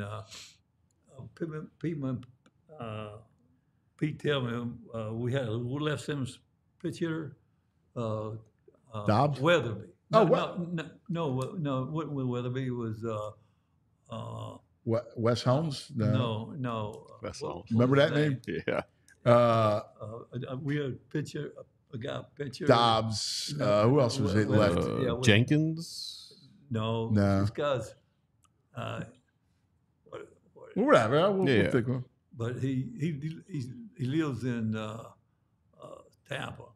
I can't think of his name, but anyway, we sitting there, and Pete tells me we got to get this guy up to plate. I said, "Shut up! We got to get Rollins up to plate." Oh wow! Get out! Yeah, I said we got to get Rollins up to plate. Yeah. He was money, man. Jimmy was money. Yeah. Remember when you had to? Everybody got on him because he didn't run out the pop up. Yeah, right. And you had you sat him down one game or whatever it was. I sat him down for a week. I think it was in Cleveland or something. Yeah, I sat him down for a week. Ruben and Pat came down there about 2-3 days when he stood on the bench. They said, we think you've proved your point. I said, "No, I haven't."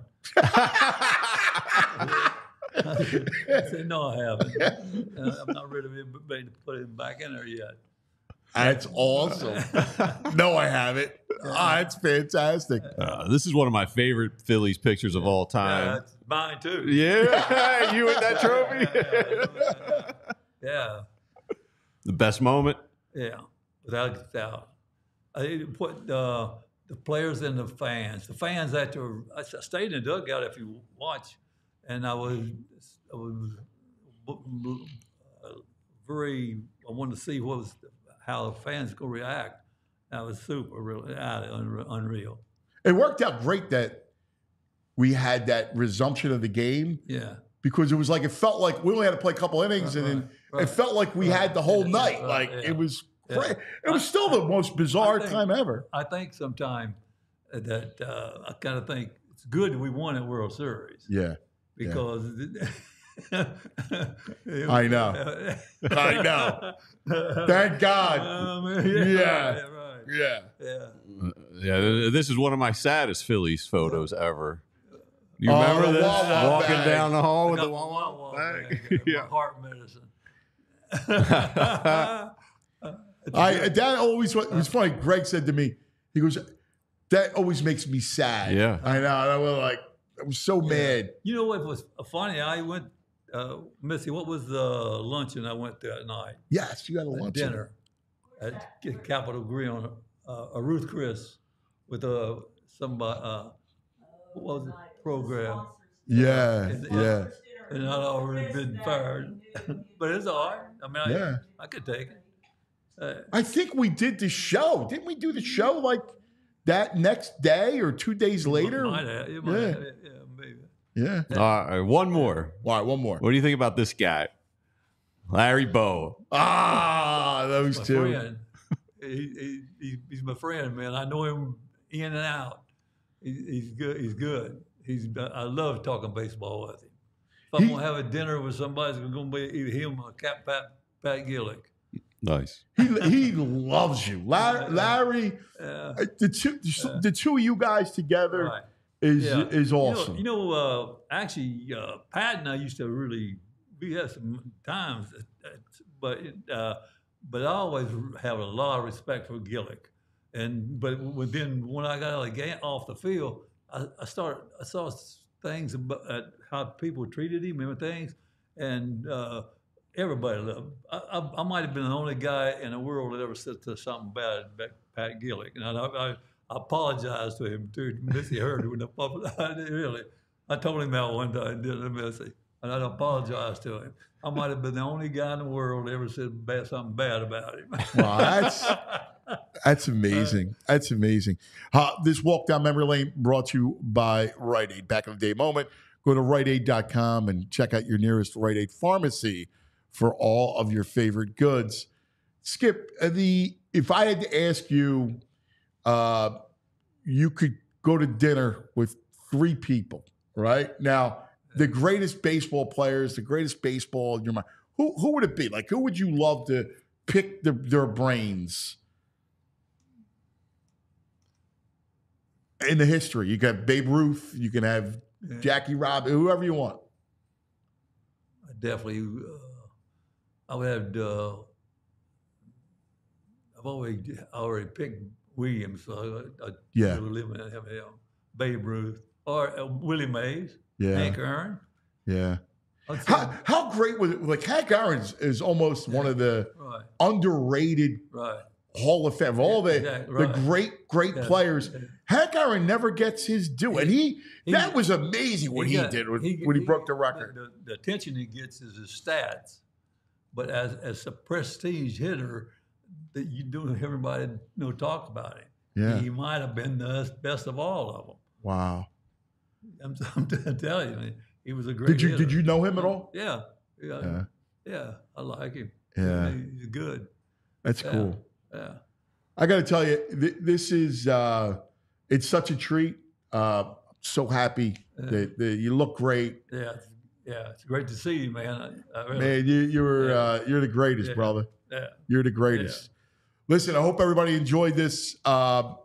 He is a treasure, and he'll be there Friday night when it's Cole Hamels night, and who better to be at Cole Hamels night than the great Charlie Manuel. Whole Hollywood Hamels. That's it. That's going to do it for us. Listen, we love you guys. I hope you enjoyed this special show honoring our favorite, Uncle Charlie. We love you.